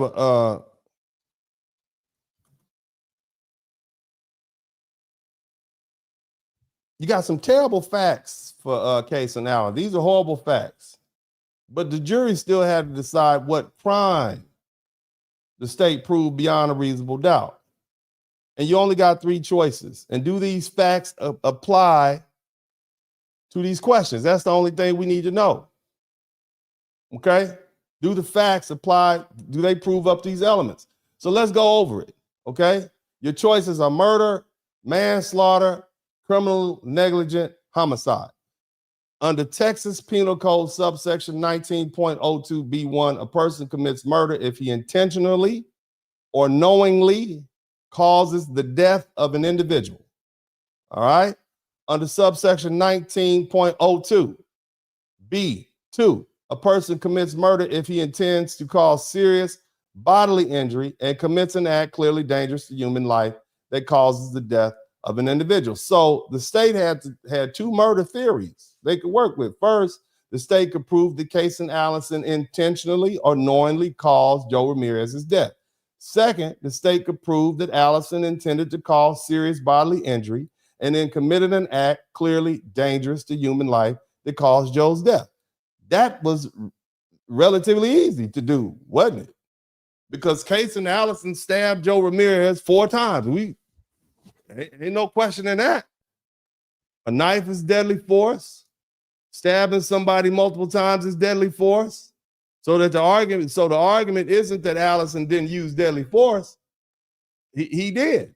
He had a deadly weapon and he used deadly force. And the real question is whether the state proved murder beyond a reasonable doubt after the jury considered the surrounding facts and the self-defense evidence. Somebody type pew pew in the chat room. And see, that's where the state has a problem, pew pew. A jury heard bad facts against Allison, pew pew. They heard that Madison Barnes testify that Allison said he wanted Joe Ramirez on life support. He wanted to stomp his head in. He wanted his jaw dangling from his face. That's what they testified, pew pew. He wanted him in the hospital. They also heard the Snapchat message where Allison said, we finna catch them tomorrow and I'm gonna send them to the hospital. And those statements are violent. That is clearly violent. I'm scared. That's what these kids are talking about. They're very damaging. They gave the state an argument for anger, motive, and intent to hurt Joe Ramirez. But those statements still matter because of what they didn't say. See, the jury heard that, right? What did they not say? They didn't say, I'm going to kill him. They didn't say, I'm going to send him to the morgue. They didn't say, I'm going to send him to the grave. He said he wanted to send him to the hospital. That supports an intent to hurt injure, or fight. It doesn't automatically prove a premeditated plan to kill, does it? And that distinction matters because the jury wasn't just deciding whether Allison stabbed Ramirez. The jury is deciding whether the state proved murder beyond a reasonable doubt. And murder is defined. It has elements. Just because you kill somebody, it doesn't ride to the legal definition of murder that can get you convicted. And when the jury looked at Allison's words, it could reasonably conclude, and I'm just saying a rational jury, I don't know what was going on in that room, but a rational jury could conclude that his words showed a plan to hurt Ramirez, but not a plan to murder him. Those statements are bad. But this was never going to be a capital murder case in the first place. They didn't even charge him with that. But a lot of you all confused premeditated, so I had to eliminate that. All right. Now that made saying that and getting that testimony in there, I'm sure it helped anger the jury, showed motive and intent to injure, but it didn't automatically satisfy the legal requirements of murder, or not at least the ones we're looking for. We're not trying to get capital murder. We're just trying to get murder, manslaughter, and negligent criminal homicide. But again, the prosecutor probably threw them in there to inflame the jury and at least make Allison look like a mean, bad guy, okay? But that's what we would call a red herring. Those are all red herrings. Now let's get down to the jury, what they really considered. Because see, the jury heard that this conflict didn't begin in a bathroom. It began earlier after prom night. This is what the jury heard. Probably sometime in April 2022. They heard that Joe Ramirez and his friends pulled a gun on Caysen Allison. Or at least that Caysen Allison believed they pulled a gun on him. Okay? That matters. Because see, under the law of self-defense, a person doesn't have to be perfectly right about every fact. A person can make a mistake. The question is whether the person's belief was reasonable under the circumstances at that moment. As you understand that? Does that narrow things down? So if Allison believed that Ramirez, as he was trapped in that bathroom, if Allison or Caysen Allison believed Ramirez and his friends who had already pulled a gun on him, then that belief changed the way the jury could evaluate everything that happened later. It gave the jury a reason to understand why Allison may have believed he needed to protect himself. It also gave the jury a reason to understand why he later asked a friend to bring a gun. That didn't make him innocent. And you should not ever bring weapons to school, but do we understand where the jury was coming from? Okay? See, but what that did was it placed the conduct in the context of fear, danger, and an escalating confrontation. Then the jury heard about the bathroom incident. Chris Biddle testified that there was a plan for Allison and Ramirez to fight after school or outside the school, but not inside the school. Biddle said that Allison and they were both surprised to run into Ramirez and his 4 homeboys in the restroom. Biddle said he and Allison, Caysen Allison, the white boy, somebody type white boy, tried to leave after using the restroom. This is what they testified to. This is the evidence that the jury heard. We went in there, we were surprised, we took a piss and tried to get out of there, and they wouldn't let us go. That's what the jury heard. What do you think the jury is thinking right now? Huh?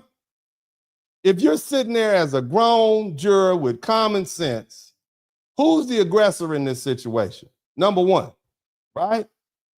Who's the person more likely to have a pew-pew on them? Number one. One of them is. Okay? So this is the testimony that was heard. This is the evidence presented at trial, not TikTok, not YouTube, not The View, not none of that. Okay? They wouldn't let him leave. And then according to Chris Biddle, Ramirez punched Caysen in the face. Caysen Allison first. He hit him first. It wasn't a push. He punched him. And then when Biddle tried to step in, they said one of his homeboys hit me too. Josh Rios, his stepbrother, whatever. One of the people with him. And the jury saw that on the cell phone and they saw the video fight. So the jury wasn't guessing about who started. It's not just testimony they relying on. They saw a video of who was fighting. And see, that's the self-defense context. Let's analyze that. You got Allison and Biddle in the bathroom. You got 2 on 5. They're not in a wide open space. They're not in front of teachers. They're not surrounded by 20 adults who can break it up. And according to the testimony, they tried to leave and couldn't. Wouldn't allow to leave. Then Allison got punched in the face by Joe Ramirez, and then Biddle got hit in the face by his stepbrother Josh.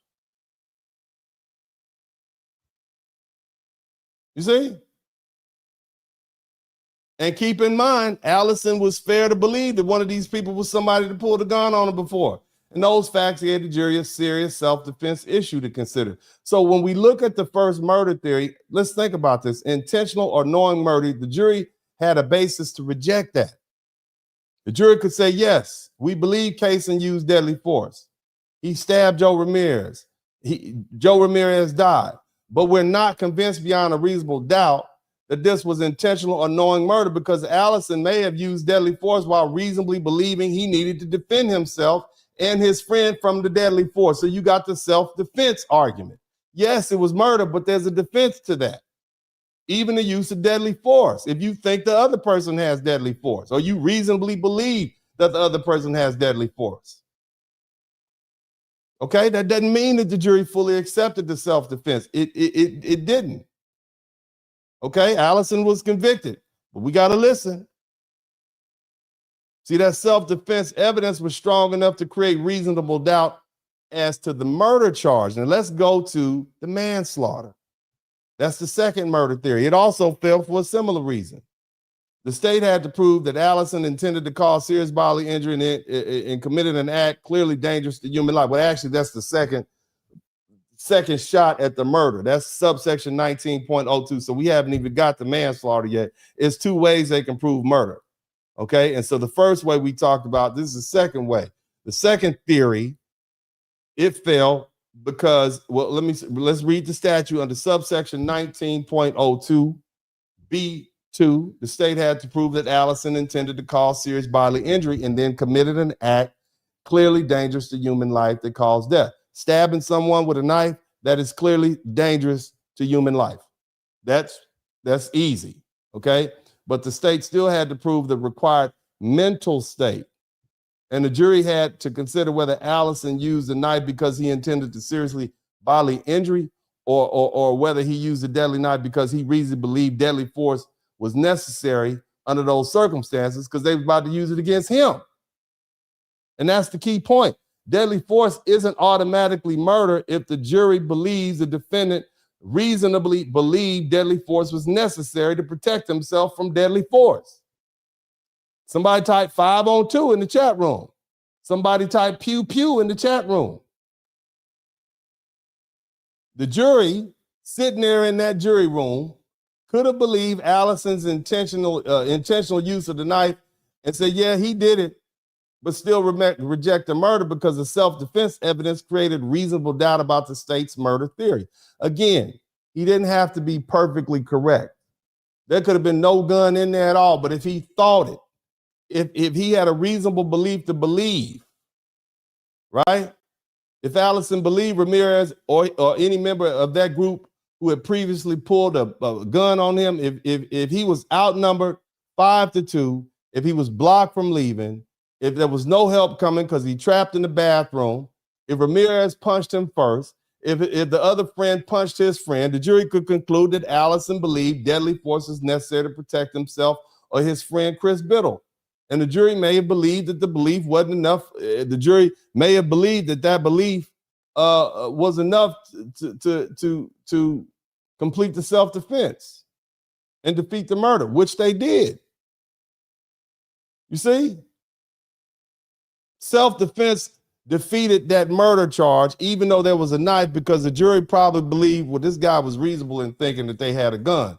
Number one, they were 5 deep on 2. That could cause serious bodily injury. And there's evidence they were being attacked when they responded. On the other thing, there was a prior incident involving a gun, which is clearly a dangerous weapon. Is that clear to you all? Do you understand the difference between this case and Karmelo Anthony? I'm just asking, because some of y'all somebody type coon in the chat room. Let's get the coon word going. Coon, bougie, boule. Let's get all those words. Now, let's get out the way. Come on. Let's get that in there. For me explaining you what the jury did and why. Let's get that in. Okay?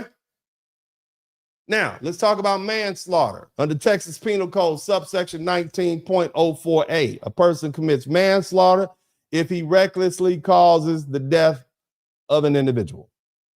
Drinking and driving, shooting firearms in the air, during the 4th of July, New Year's, come down and hit somebody. That's reckless. Okay?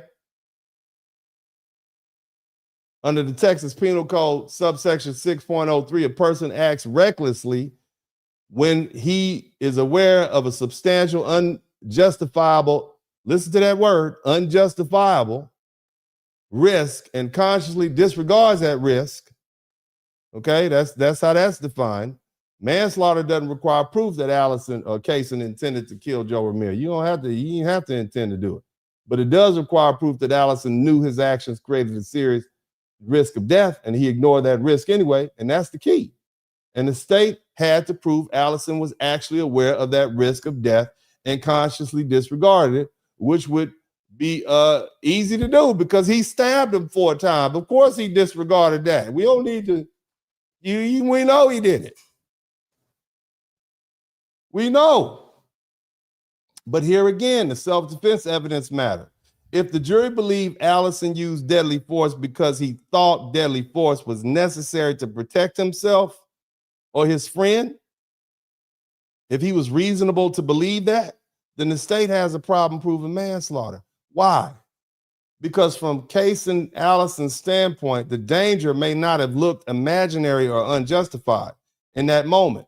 See, we're not talking about a fictitious push and I might fall down a stadium stair. We talking about these people had pulled a gun on this boy before.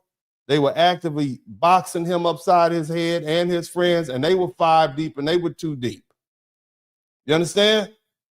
The jury heard evidence that Joe and his homeboys had pulled a gun on him before at the prom after party. That's what the jury heard. Or at least Allison believed they had pulled a gun on him. And they heard that Allison and Biddle were outnumbered 5-2 in the bathroom. They heard this wasn't just talking and arguing or pushing. This was an active fight, punching and hitting. And the jury also heard testimony that Allison and Biddle tried to leave. They heard that Ramirez punched Allison first, making him the aggressor. So the victim was the aggressor. That was established. They heard that Biddle was punched when he tried to step in. His homeboy got punched. So the jury could look at those facts and say Allison used deadly force, but it was reasonable at the moment because, number one, it was 5-on-2, and number 2, he could have reasonably believed they had a gun, which he had seen before and had been pulled on him. So the jury was not convinced beyond a reasonable doubt that he consciously disregarded an unjustifiable risk of death. In other words, they're saying it was justifiable. The deadly force was justified to eliminate the deadly threat to his own life or the life of his friend. That's why manslaughter failed. Are y'all with me? It's not hard when you hear all the facts. Now, if you hear half the facts or a few of the facts on the view of somebody's podcast trying to get y'all ginned up and fired up and angry, it is what it is. But that's not what we're going to do here. Y'all make sure y'all subscribe to the channel. Let's go and move on. What was he convicted of? He was convicted of a lesser included charge, negligent, a criminal negligent homicide. That falls under the Texas Penal Code, subsection 1905. Criminal negligent homicide means a person causes the death of another by criminal negligence. Okay? Criminal negligence is different from recklessness. Recklessness means the person was aware of the risk and consciously disregarded it. This is a very nuanced difference.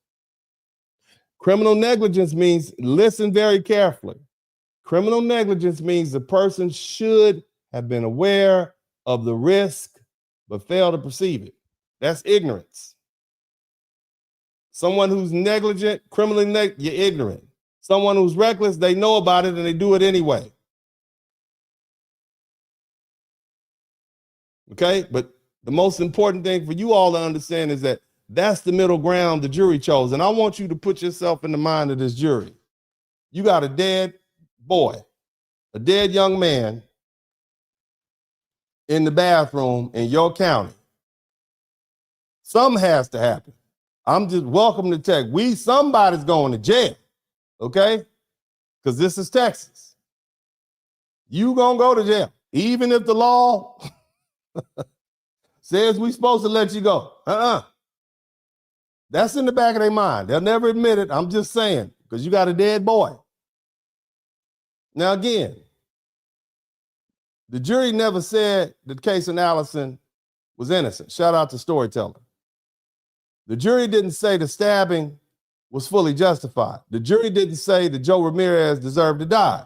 The jury said that Allison caused Ramirez's death, but the state didn't prove murder and they didn't prove manslaughter beyond a reasonable doubt. Instead, the jury found that Allison should have perceived the deadly risk created by using that knife in the bathroom fight, but failed to perceive it. Now I'm gonna set that up for a minute and we're gonna come back and visit that because I know there's some people in here who are real smart. And you saying, well, hold on a minute. I thought they said it was self-defense. Why he should have walked free. If it was self-defense, it was self-defense. Again, this is Texas. You're going to jail. All right. All right, but let me deal with that in detail in a minute. So again, this is where the verdict feels like a compromise than a clean legal conclusion. And shout out to the people contributing to the super chat. I'm glad y'all learning. I know it's angry people.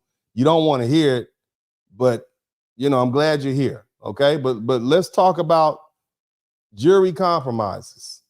Okay, so if Caysen Allison reasonably believed Jose Ramirez or Ramirez's group had a gun, or that deadly force was about to be used against him or his friends, even if it was just a bunch of them beating him up and packing him out and stomping him on the ground, right? That's one thing. We can say we can argue that's deadly force, but certainly we can argue that having a gun pulled on you and somebody using it is also deadly force. That's easy, okay? All right, so again, if Caysen Allison reasonably believed Joe Ramirez and his homeboys had a gun, or that deadly force was about to be used against him and his friend, they was about to get packed out, then self-defense should have applied, right? And if self-defense applied, even with the use of deadly force, it should have applied all the way, right? I mean, think about that. Y'all said I was self-defense, so why am I being convicted of criminal negligent homicide? I should be acquitted. You telling me I only have a right to defend myself up to a point against a gun? They would have shot me, so I can't use that. I want you to think about it. It's hard, it's nuanced. This is advanced stuff. It's not for everybody. All right, we'll try to keep talking through it. Okay, but see, this is where the verdict feels more, again, that's why it makes the criminal negligent homicide verdict difficult. It feels like the jury believed enough of the self-defense evidence to reject the murder. They couldn't find that Allison committed intentional murder. Okay, well, they know he committed murder, but the self-defense is just kind of like, well, he was defending himself. Okay, they couldn't find that he acted with the kind of reckless disregard required for manslaughter, but at the same time, somebody died in the public in a school bathroom. Okay, and I think the jury felt, and somebody type felt. Now, they usually don't talk about feelings, but again, this is why you don't want to be judged by 12. Okay, I felt like the jury felt they couldn't just let him walk out the courthouse without a punishment. And that's why I believe the lesser included charge mattered so much. Had the criminally negligent homicide, which is third on the list, not been on the table, there's a real argument that Allison may have walked out of that courthouse free. And see, the jury deliberated for 12 hours. That's a long time, okay, for a stabbing in the bathroom. I'm just saying. And that tells me that they struggle with the case. It wasn't easy for them. It seems like they were trying to reconcile some competing truths or some competing people. On one hand, you got Caysen Allison. He got a serious self-defense argument. This boy thought they was about to shoot him or his friend, or at least pack him out. On the other hand, Joe Ramirez is dead. And the jury likely felt like they had to hold Caysen Allison responsible in some kind of way. So they landed on criminal negligent homicide. In plain English, they said, they appear to have said, we don't believe this was murder. We don't believe this boy should go to jail for 99 years. Okay, we don't believe this was manslaughter. We don't believe that. We do believe Allison had a reason to fear for himself. We do believe Caysen he was justified in fearing for himself and his friend, but we also believe we shouldn't walk away completely free after using a knife in the damn school bathroom fight that ended in a death. And see, this is where the racism comes in. Come on, somebody type racism. This is where the racism comes in. So remember earlier I told you about the makeup of the county? And I don't know what the jury pool had, okay? But imagine if you're a white mother or father and you can probably identify with Caysen Allison. In your mind, come on, let's talk about the racism. This is where the racism comes in. This is where the racial teams start teaming up. You got some black folks and some Hispanic folks in there, and some white folks in the jury. I don't know what the jury was made up of. I don't know. But I could imagine they looked from, let's assume the white people were like, man, these Mexicans was picking on this white boy. They pulled a gun on him. He would have been justified in getting the gun himself, but he didn't. He got a knife. He literally brought a knife to a gunfight. Literally. And he, just by the skin of his teeth, he came out on top.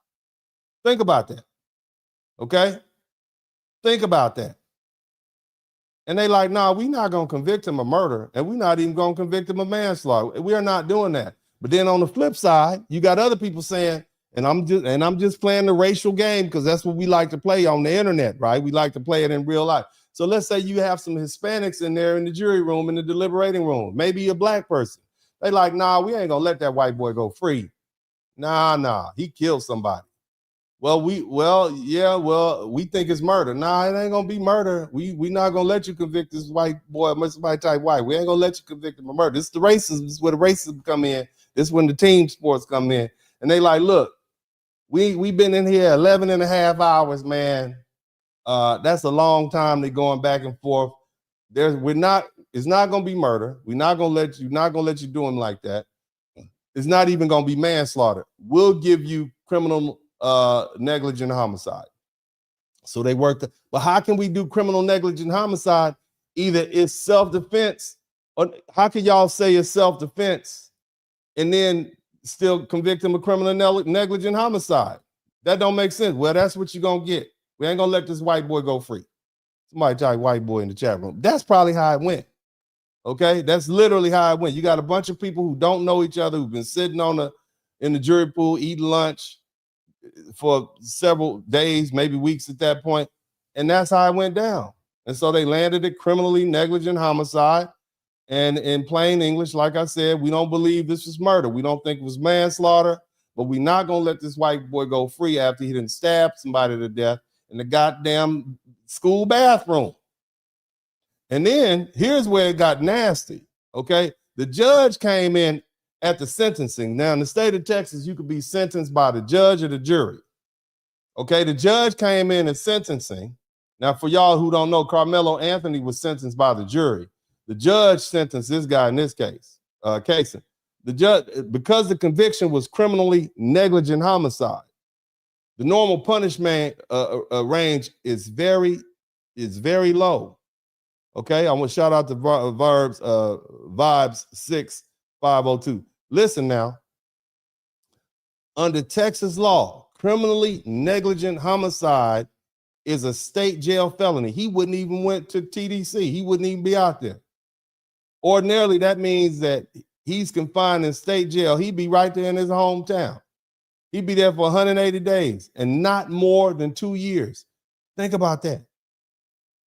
The jury convicted him of criminally negligent homicide, which means 6 months to 2 years, plus a possible fine of $10,000. Possible. That's what Caysen Allison was going to get. Again, I want you to put yourself in the mind of the jury. This boy had a gun pulled on him. He was getting jumped in the bathroom by 5 people, and so the jury heard that. Okay? They lucky the boy even got found guilty of that. Because at the point where somebody pull a gun on you and then they jump you and they're the aggressors, he might have walked out of there free. But nevertheless, he got criminal negligent homicide. But the max you can get on that is 2 years plus 10,000. But once the deadly weapon finding was applied, in other words, the judge came in and said, "Oh no, you killed somebody in the bathroom, homeboy, white boy." And I think the judge is white. I'm not sure, but the bottom line is, the judge gave him the maximum that he can get him. Think about that. Once the deadly weapon came in, the judge the conviction was still criminal negligent homicide, but the punishment range was increased from the normal state jail range to a 3rd-degree felony, and that made it from 2 to 10 years. So because you used a deadly weapon, they found that a deadly weapon was involved. It went from 6 months to 2 years to 2 years to 10 years. And so the judge said, "Nah, I'm gonna give him the maximum sentence." You see what I'm saying? So to me, that looks like the judge was making a statement too.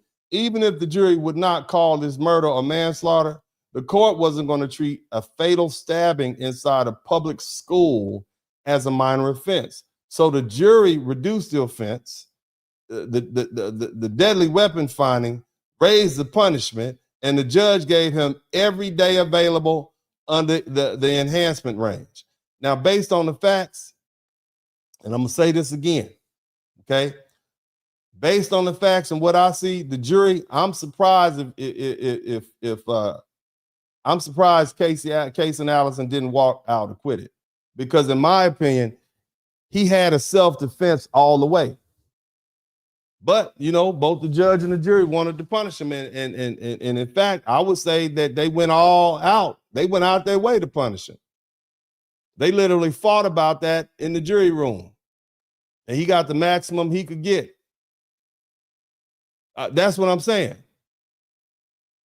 Now, this case is reportedly on appeal, and the appellate court may look at it differently. But the appeal could raise some questions about the deadly weapon enhancement, the jury instructions, the insufficiency of evidence, or whether the verdict is legally consistent with the self-defense. How you gonna have a finding of self-defense and then convict this boy?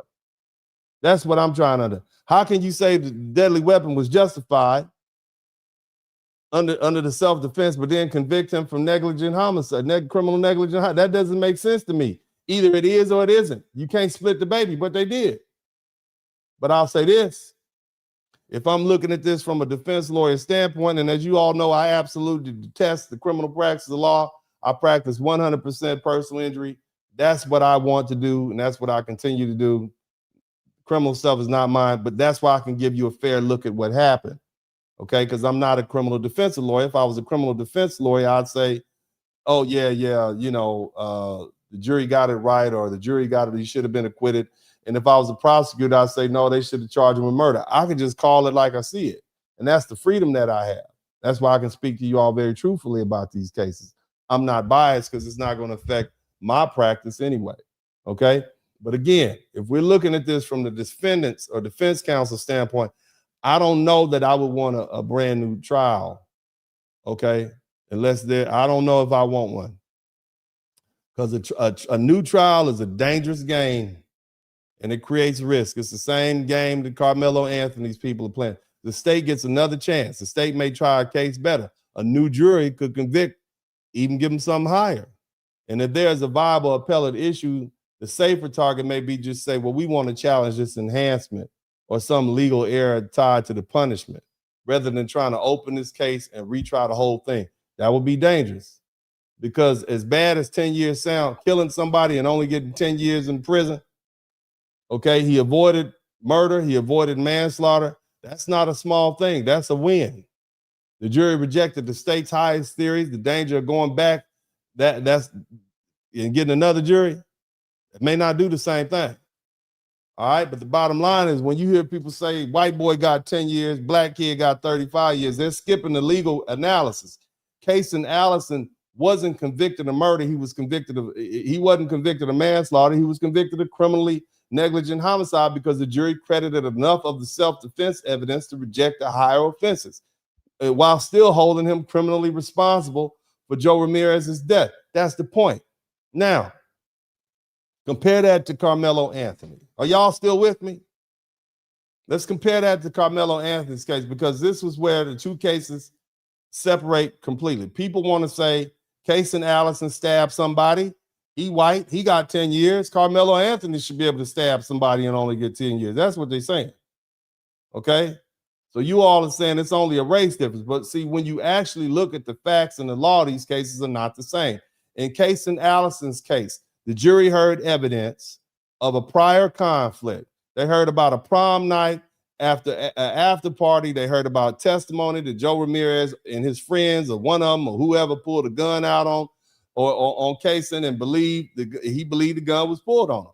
They heard that Allison and his homeboy Chris Biddle, they were closed off in the school bathroom, and Ramirez and his four other friends came in there and start punching on him. That's what they jury heard. They heard Ramirez and his friends would not let him leave. They heard that Ramirez punched Allison first. They heard that Biddle was hit when he tried to step in and break it up, I guess. So the self-defense argument in the Allison had actually a foundation. You got a prior gun threat. You got enclosed bathroom. You outnumbered. You attempted to leave. You got hit with the first punch and the defense of another person. And that's not what happened in the Karmelo Anthony case, is it? Is that what happened? Do you all think these facts are different? Are y'all understand? Is it different? Huh? Or in your mind, is it still the same? Is it still just white and black? I'm trying to understand where you all are coming from. I think it's different. You let me know. But let me break it down even further for you. See, that's not what happened in Karmelo Anthony's case. Austin Metcalf didn't pull a gun on Karmelo, did he? There was no testimony that Austin Metcalf had ever pulled a gun on him before. There was no evidence that Austin and Karmelo even knew each other before that day. There's no prior feud. There's no prom night after party. There's no earlier gun threat.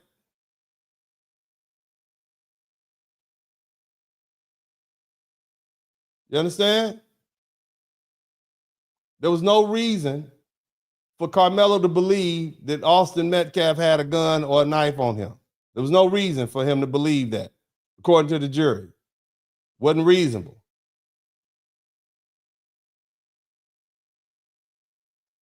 And see, there was no reason to believe that Austin was coming back with deadly force. That's a huge difference.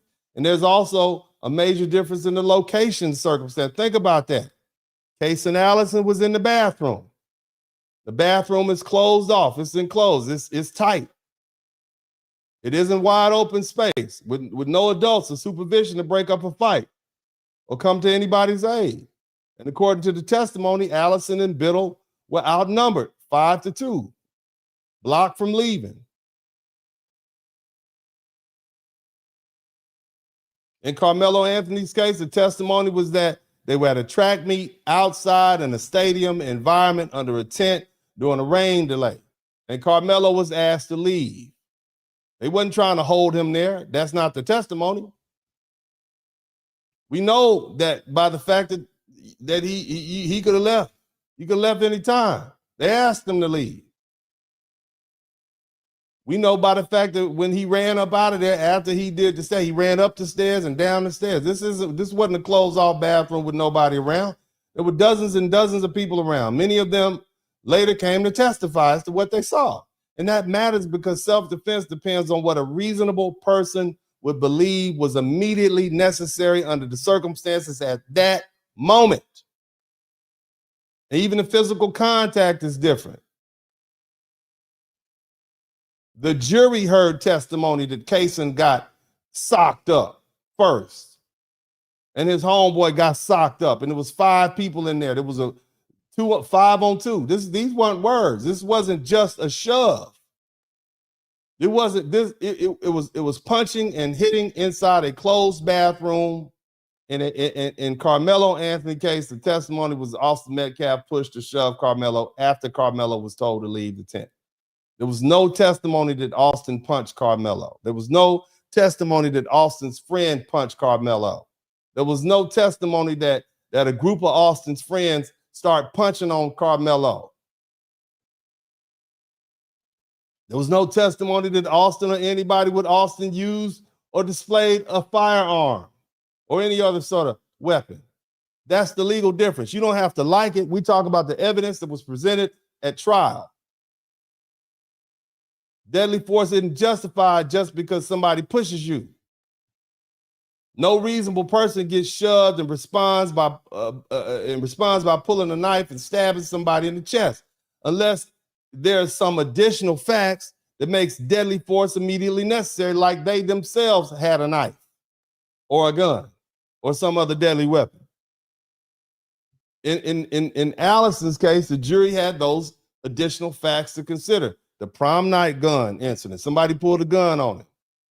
The belief that Ramirez and his friends were dangerous and strapped. Had a reputation for fighting. Had a reputation for jumping people that he knew about.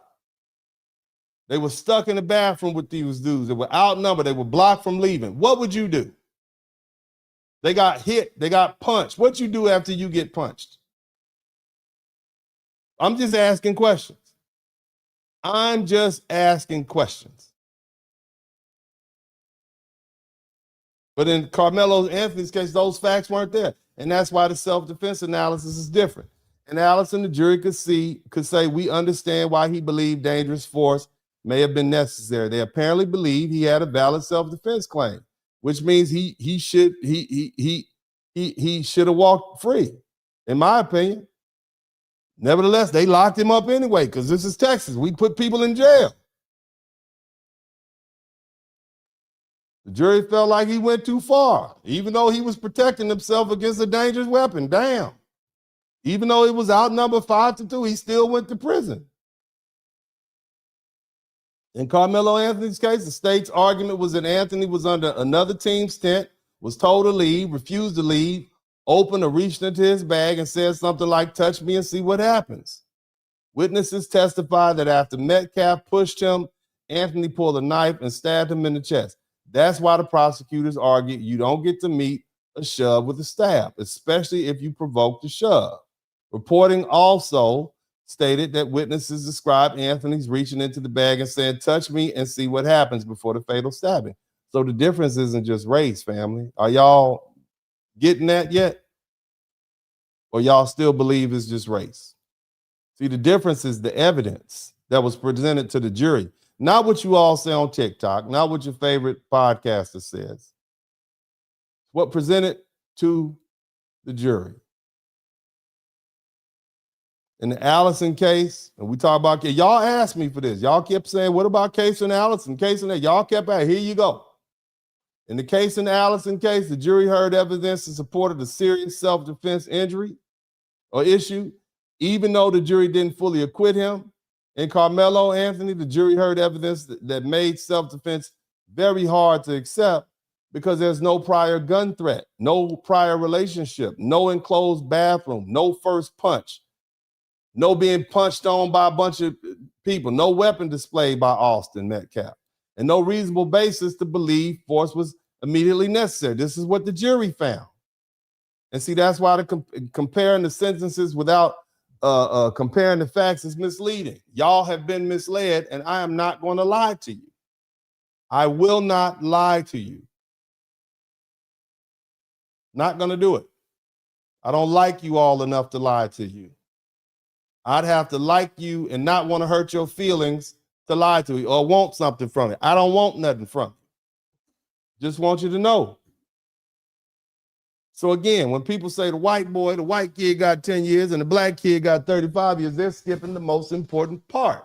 That the Allison jury was dealing with a bathroom fight after a prior alleged gun incident and the first punch, and the Anthony jury was dealing with a track meet in a tent confrontation where the victim was unarmed and there was no prior history, no gun, no multiple punches, no group attack, no reasonable need for deadly force. That's not the same case,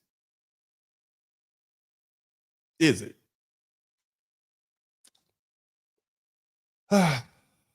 Well, we're going to take the time to read some of these super chats, and we'll talk about what you guys are saying here.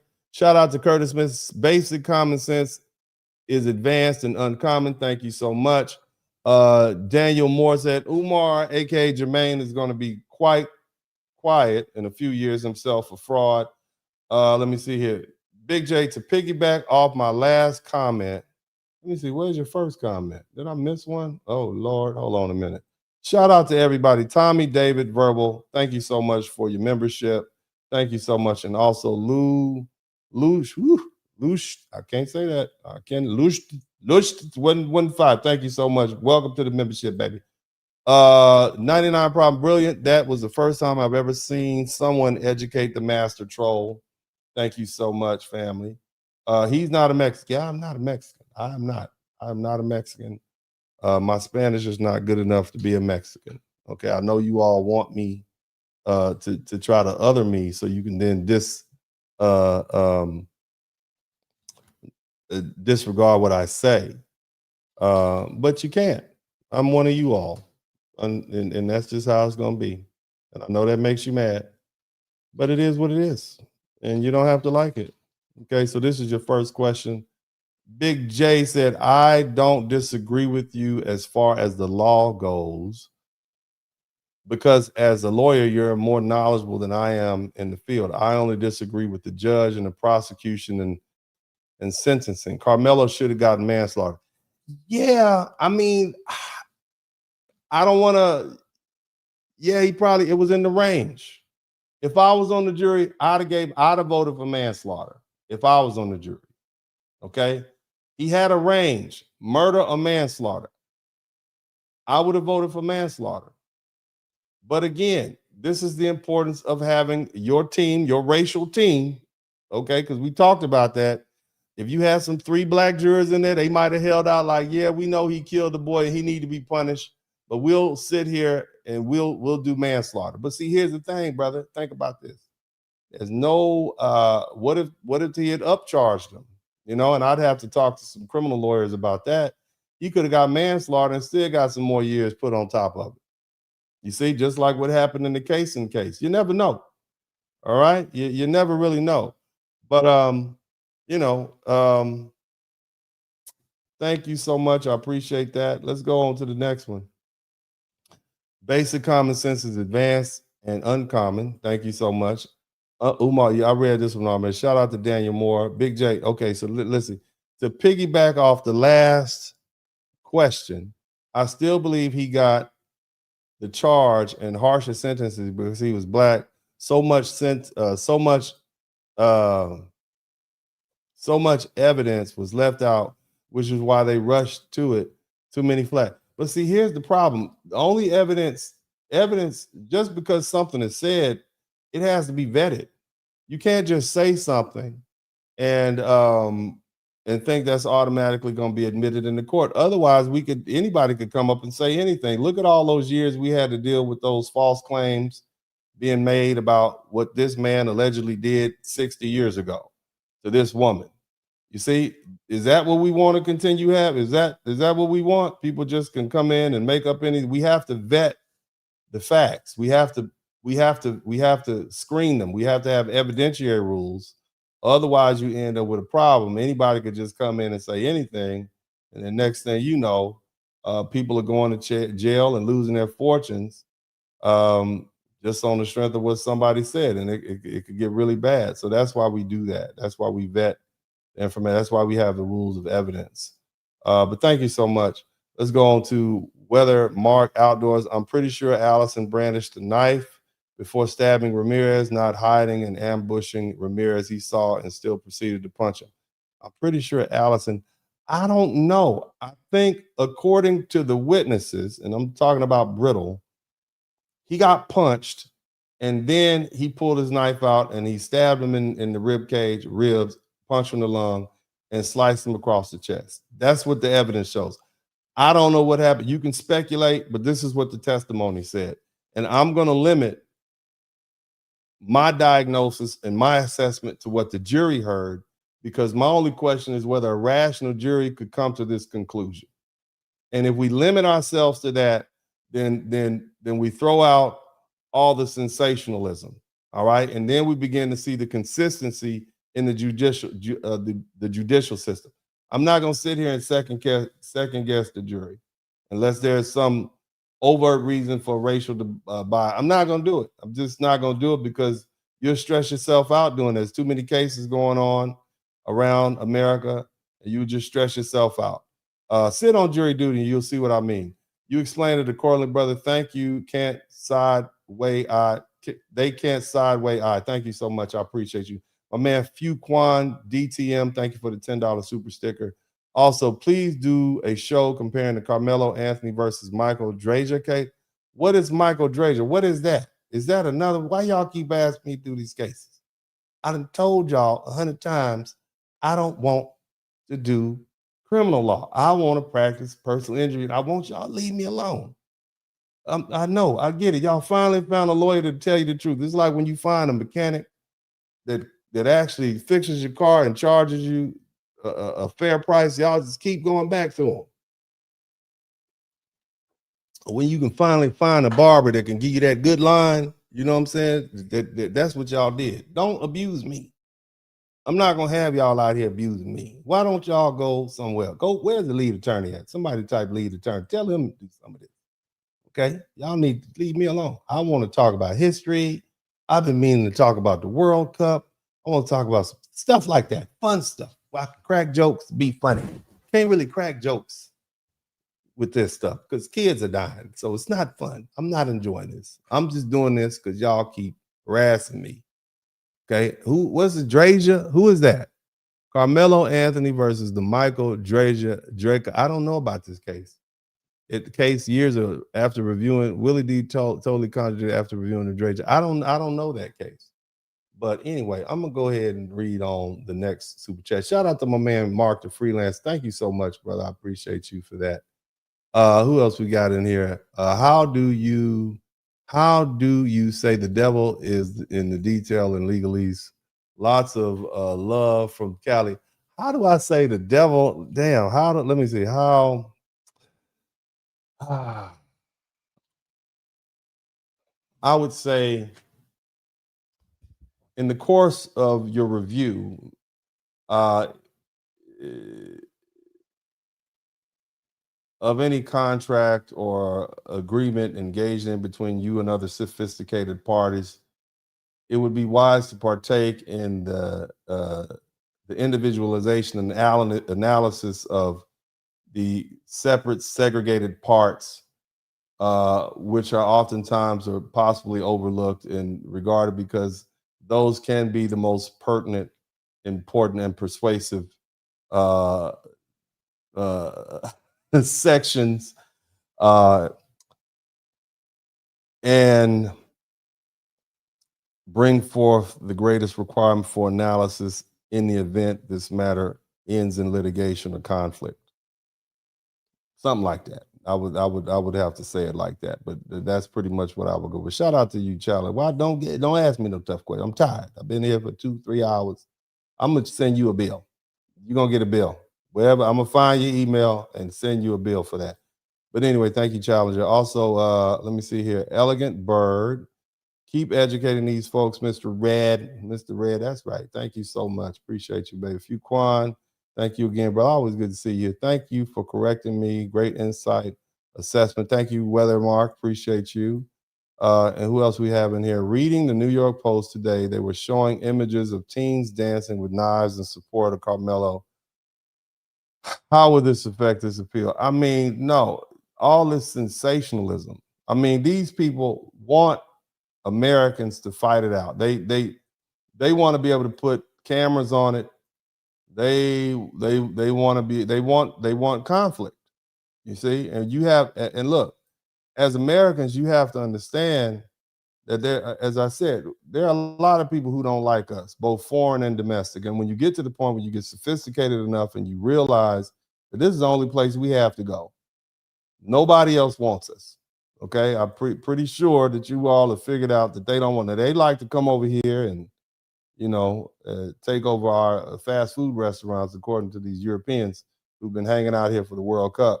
But we have to be intelligent, and we have to not allow people, outside forces, inside forces, to cause us to have this unnecessary conflict, because they're just doing it for clicks and views, and they get paid off of it, and we can't allow that. That's my Cash App on the bottom. Anybody else who wants to contribute to the Super Chat, the Cash App, the PayPal, that's fine. You don't owe me anything. Let me start off by saying this. I enjoy doing this, but if you learn something, I should earn something. But again, you don't owe me anything. Thank you so much for your time and participation. But let me say it like this. Let me close with this, because this part a lot of y'all don't want to hear. Okay. If Austin Metcalf was black, most of y'all wouldn't still be talking about this. If this had been a black on black violence, right? This case would have disappeared in a day.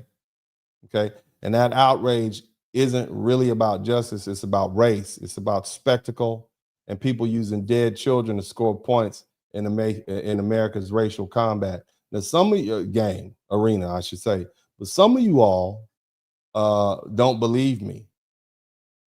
You don't believe I'm telling you the truth. You think, oh, no, this is a big deal. No, it's not. It's not a big deal. Y'all don't care.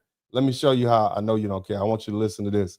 Why are we not talking about this? Listen to this. Let's go through it.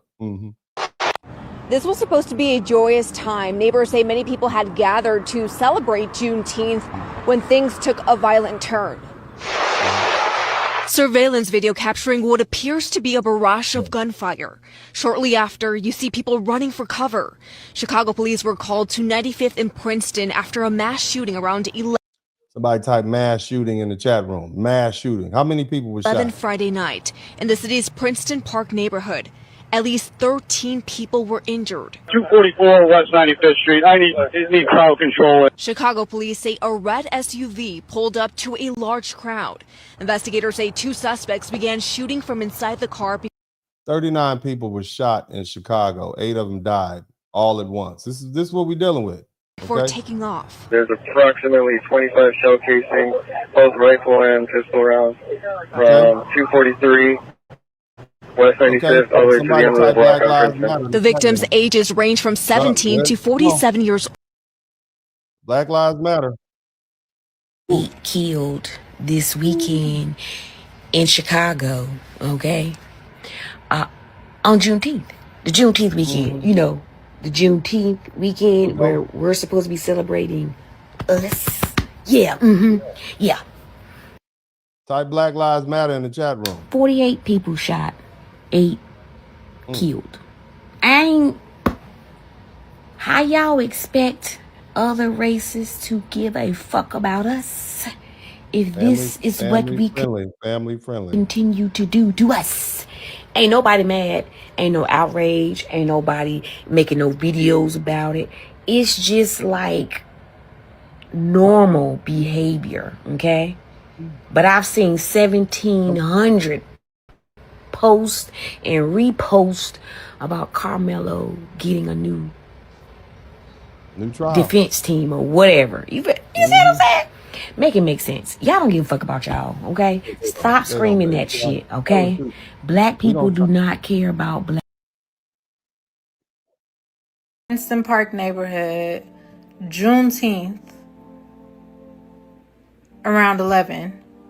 A 32-year-old woman was shot twice in the back. A 44-year-old man was grazed in the back 4 times. A 17-year-old boy suffered a gunshot wound to the thigh. A 22-year-old woman suffered a gunshot wound to the thigh. A 26-year-old suffered gunshot wounds to the body. A 30-year-old man suffered gunshot wounds to the body. A 32-year-old man suffered gunshot wounds to the back. A 32-year-old man suffered a gunshot wound to the head. A 36-year-old woman suffered gunshot wounds to the body. A 38-year-old woman suffered graze wounds to the body.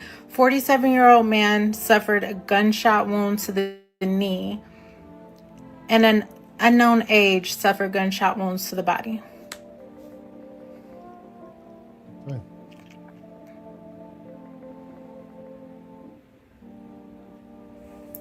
Yeah. A red SUV pulled up alongside a large crowd, and 2 people inside the vehicle fired shots before fleeing the scenes. 2 people.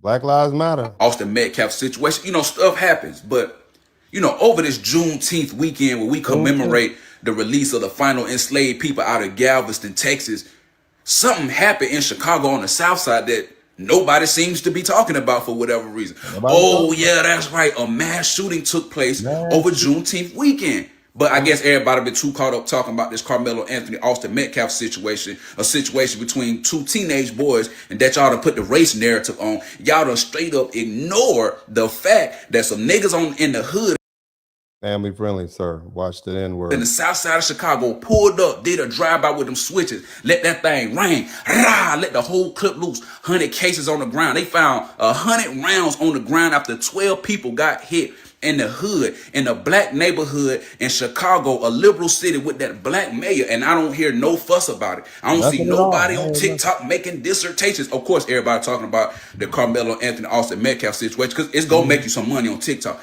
real talk. But it's like, if a white person do something to a black person, or even if it just got anything to do with white and black, y'all niggas will get out here. Watch the N-word, sir. I'm trying to let you speak. And just make think piece after think piece after think piece. But when them little niggas walking around with the N-word guns and they pull up. Y'all get the point, right? You see where I'm going with this? Got a mass killing in Chicago, and a boy gets 35 years in prison for stabbing somebody. That's not even that sensational. So what is it? Okay, and keep in mind, this happened during Juneteenth, holiday weekend in Chicago. All right, and let's run the fact. 8 people killed, 39 black people injured. Mass killing from 14 to 70. Meemaw got shot. Okay, happened in Princeton Park. You understand what I'm saying? And we still talking about Karmelo Anthony. I mean, it's cool. We got black community traumatized, children losing their parents, mothers losing their children, families destroyed. But, you know, we talking about Karmelo Anthony. And that tells me something. And I want you all to listen very carefully to me. And I know I'm a coon today, and I'm a house Negro, and I'm a boule and all that. I know, because I'm just telling you the truth. I'm not pushing the narrative. It tells me something.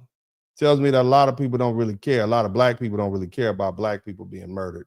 Tell the truth. Y'all don't. You care about whether black people can be used politically. They care about whether the victim and the defendant fit the narrative. They care about whether the facts allow them to say, see, black people are always the victims, and America's always the villain. It's not all of America, just white America. I'm just saying, look, there's enough dirt to go around. I know we have a history. I get it. We've been here 500 years, and it transcends that. But when black people are murdered by other black people, okay, the story becomes very inconvenient.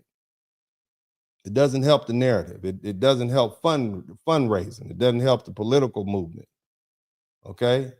It forces a conversation about fathers and households and good parenting and mothers instilling principles into their children, and discipline and schools and gangs and guns and degeneracy and values and parenting and local politics and prosecution and policing and community standards. And a lot of people don't want that conversation because there's no money in that. There's no applause in that. There's no viral clips in that. There's no easy villain in that. If your position is that Black life matters, or Black lives matter when it's convenient, okay?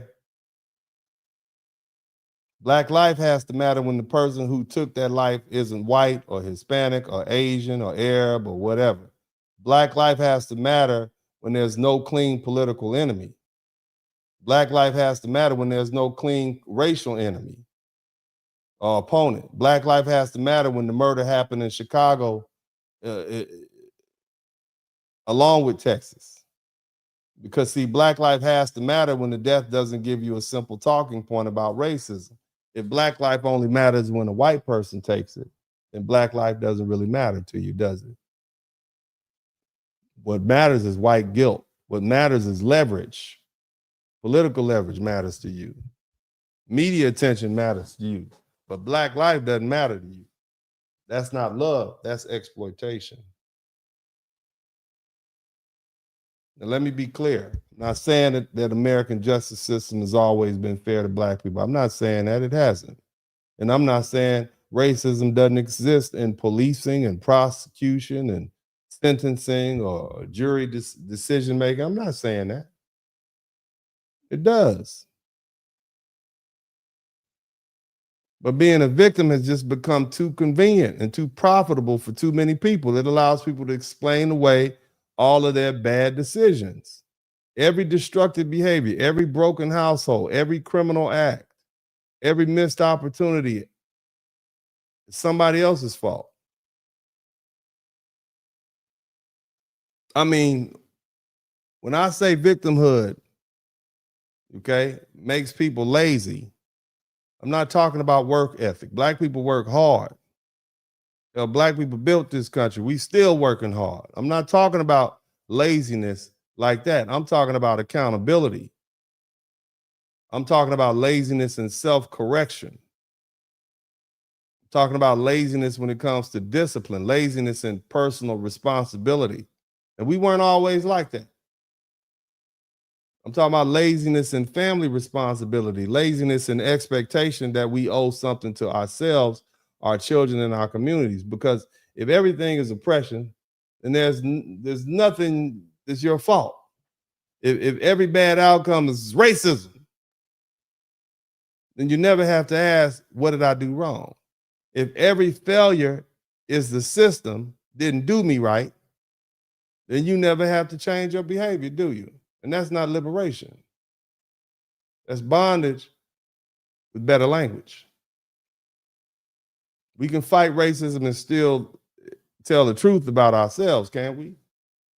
We can challenge the justice system and still condemn black on black murder, can't we?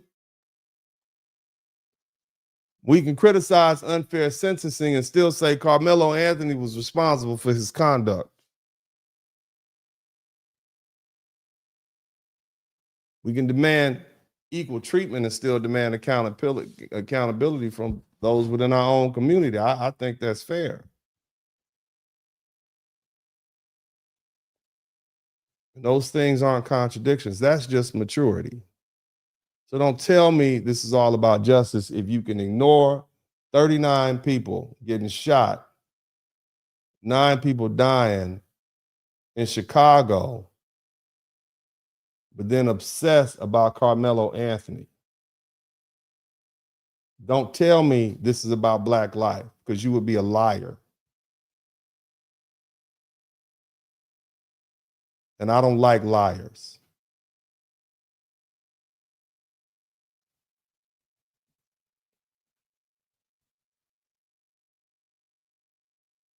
Don't tell me this is about racism.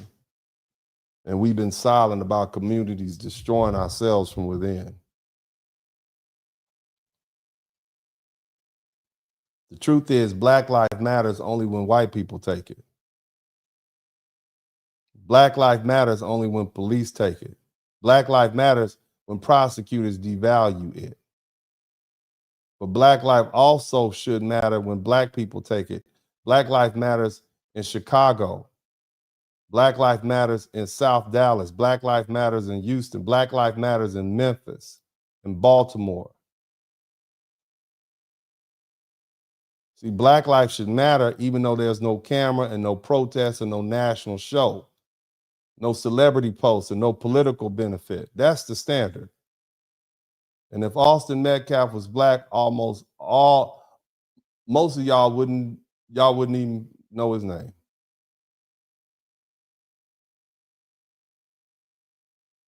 And the fact that y'all are still talking about this while black bodies are dropping in Chicago and all across America tells me exactly what you're really about. Now, let me dig a little deeper. People say baseball is America's national pastime. No, it's not. Racism is America's national pastime.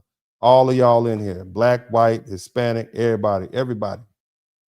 Race competition in that's America's national pastime. Racial scoreboard keeping is America's national pastime.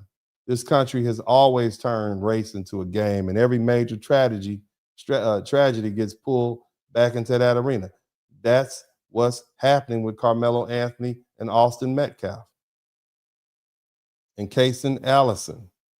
And see, the truth is, most people don't really care about Karmelo. You don't care about none of this. You don't care about Austin Metcalf. This has become a national obsession because one was black and the other was white. That's it. Real human suffering got turned into a scoreboard. One side sees Karmelo and says, that's our player. That's our guy. And the other side sees Austin and says, that's our player. And everybody runs into their side and puts their team colors on and start yelling at the referee. That's what you're doing. It's not just white people. This is everybody. Black people play the race game. White people play the race game. Hispanics, Asians, liberals play it. Conservatives play it. Immigrants come over here and get drafted to one side or the other. Everybody's eventually learns the race arena when they come to the United States. And they got to pick a side. And if you don't, somebody will pick one for you. And that's why this case is getting so much attention, where there are so many more egregious things going on in the world. It wasn't because people care about criminal law. Y'all don't give a damn. Y'all just sat here for 3 hours to hear what I was going to conclude. So y'all can go in my section, my comments section, or go to your little corner of YouTube and talk shit. Excuse my language. That's it. You know why you're here. You don't care about jury instructions. Hell, most lawyers don't care about jury instructions. This is one of the most boring broadcasts I've ever done, but you're here because you are here for the racial arena. You don't care about self-defense. I guess it's nice to know. Okay? You don't. See, this case and ones like it lets people keep playing the race game. Let's keep it 100. And the game has rules. If a white person kills a black person, one side scores a point. If a black person kills a white person and gets punished harsher, the other side says the system is racist. If a black person kills another black person, the scoreboard gets complicated. So the story usually just disappears. We can't put that up there. Flag on the plate. But if black and white are involved, now it becomes national news. And that's why Black death in places like Chicago doesn't get the same energy. It forces a conversation about family structure and discipline and gangs and schools and poverty and personal responsibility. You know, none of that, there's nothing sexy about that. And see, that's not a conversation people want. It doesn't give them that same political advantage. So those deaths get mentioned, mourned briefly, and forgotten. White people play the game too. A lot of them don't talk every day about white children being abused, or white boys being destroyed by drugs, or white men killing themselves, or violence inside white homes, or sexual violence. They don't. But when black person harms a white person, suddenly they care. We care about white lives. Somebody type white lives matter in the chat room.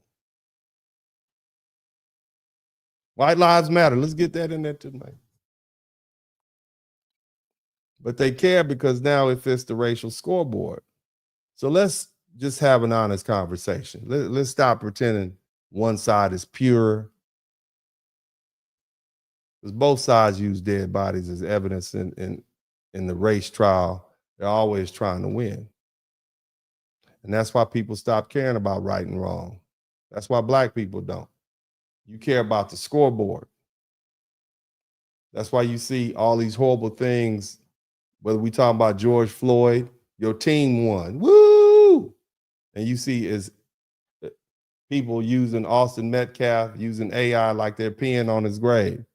That's the racial scoreboard. Woo, we won. That's what you're doing. And it's despicable. I didn't like it with George Floyd, and I don't like it with Austin Metcalf.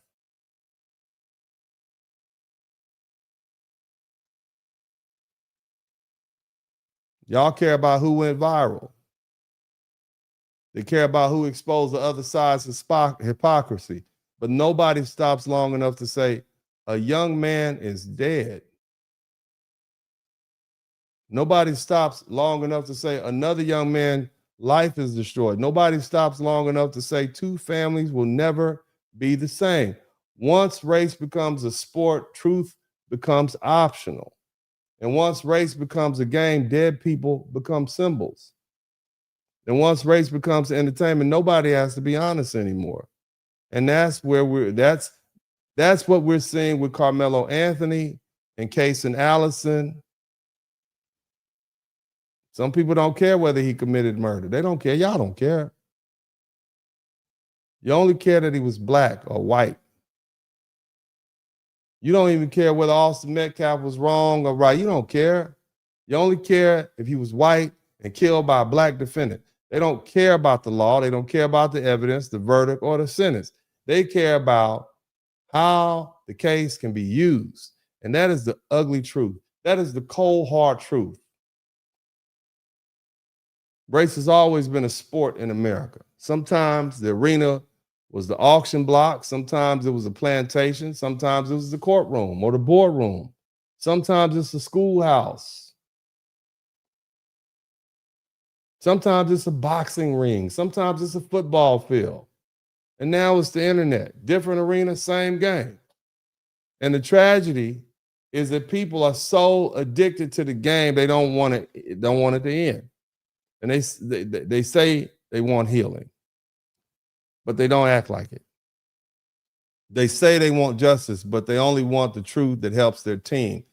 They say they want peace, but peace would take away the scoreboard and the content and the money and the attention.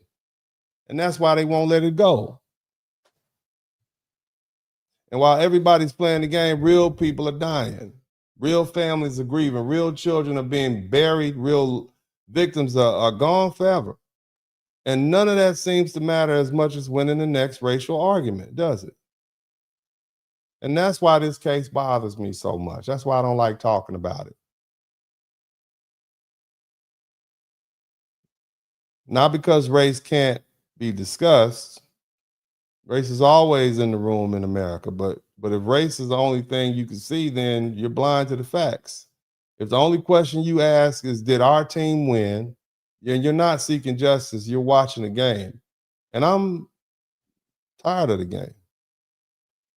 Now, I'm going to take a point of personal privilege. I'm not going to talk to you as a lawyer. I'm not going to even talk to you as a podcaster.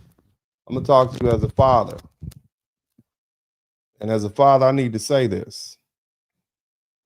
With everything I've said about these cases, the legal analysis, the race discussion, the media coverage, the verdict, the sentence, I need people to understand something.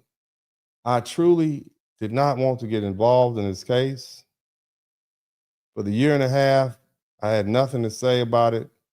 When it first happened, you can check my social media. I wasn't trying to make any content about Austin Metcalf or Karmelo Anthony. I don't follow the algorithm. I wasn't trying to use this for clicks. The only reason I'm talking about it now is because the conversation kept coming back to me after my appearances started with Willie D's broadcast. Shout out to my good friend, Willie D. But if being honest, this case is painful. And right now, I'm not talking to you as a lawyer. I'm talking to you as a dad. The only thing this whole situation has really done for me is make me hug my children tighter. Now, the other day, I was sitting at my desk when my son was leaving the house. And at first, I didn't really look up and I was working, handling some business, doing what parents do. But before he left, something hit me. I stopped. I stopped him, strange, got up, gave him a couple of hugs. You know, not a quick grown son hug, but I just hugged him like he was still my little boy. And I hugged him like there was a chance I might never see him again. Then I watched him walk into his car and head off to his college class. And I thought, I can't imagine getting a phone call that he's not coming back. I can't imagine what Austin Metcalf's father feels. I can't imagine what Jose Ramirez's father feels. Nobody sends their child to school or a track meet and expects to have to come identify a body later on. Nobody sends their children to school expecting them to get stabbed to death. Nobody wakes up thinking that might be by the end of the day, their life is going to be changed forever. And I'll be honest, if it was my son and somebody took my son's life,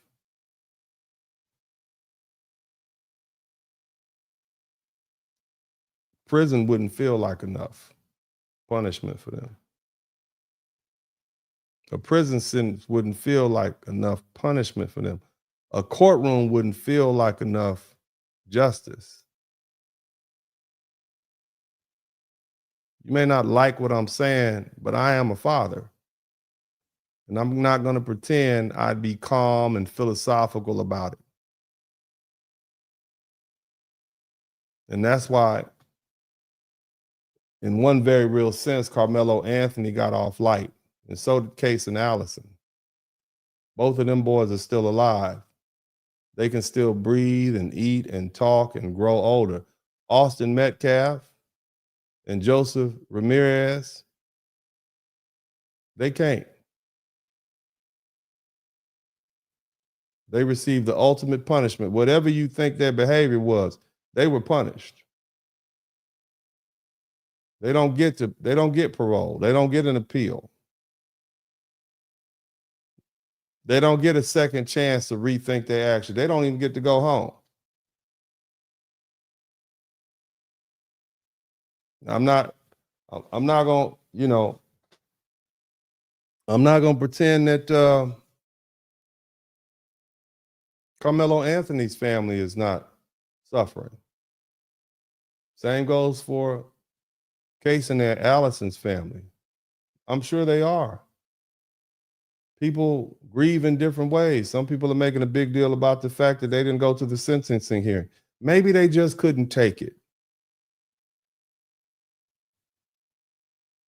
Maybe they just didn't want to be there to see that.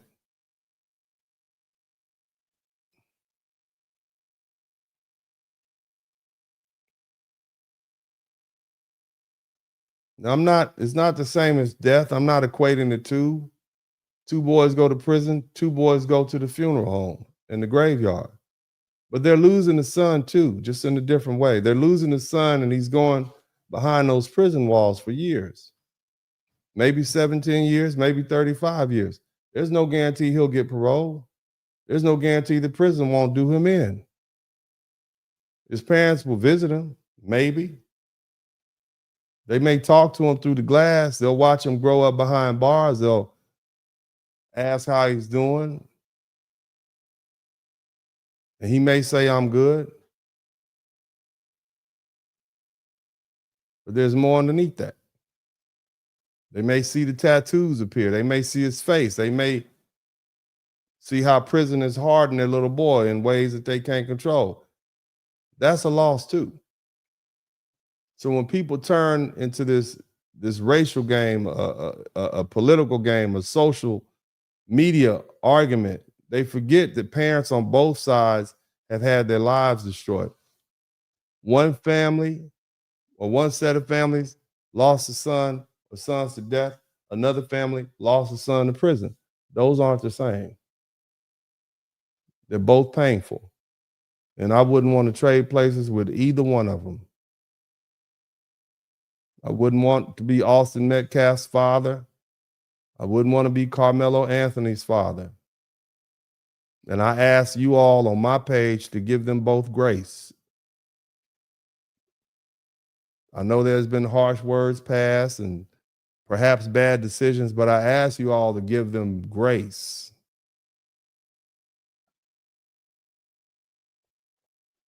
I wouldn't want to be Joe Ramirez's mother. I wouldn't want to be Caysen Anthony's parents.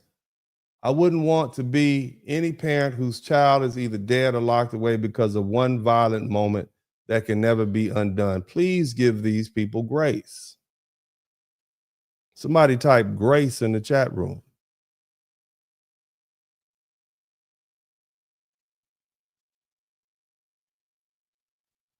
Hug your children.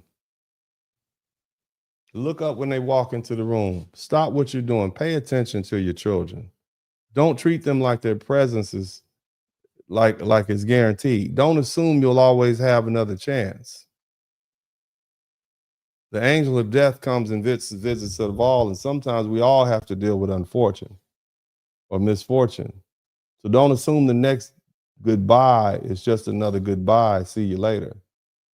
And before we get lost in this racial combat arena, before we get lost in politics, before we get lost in who scored points and who won an argument, remember this: there are parents who would give anything to go back to that morning before it happened. And that's where I am as a father. And that's why this case hurts. God bless you all. This is Dennis Spurling, as I always said this time. I'm out.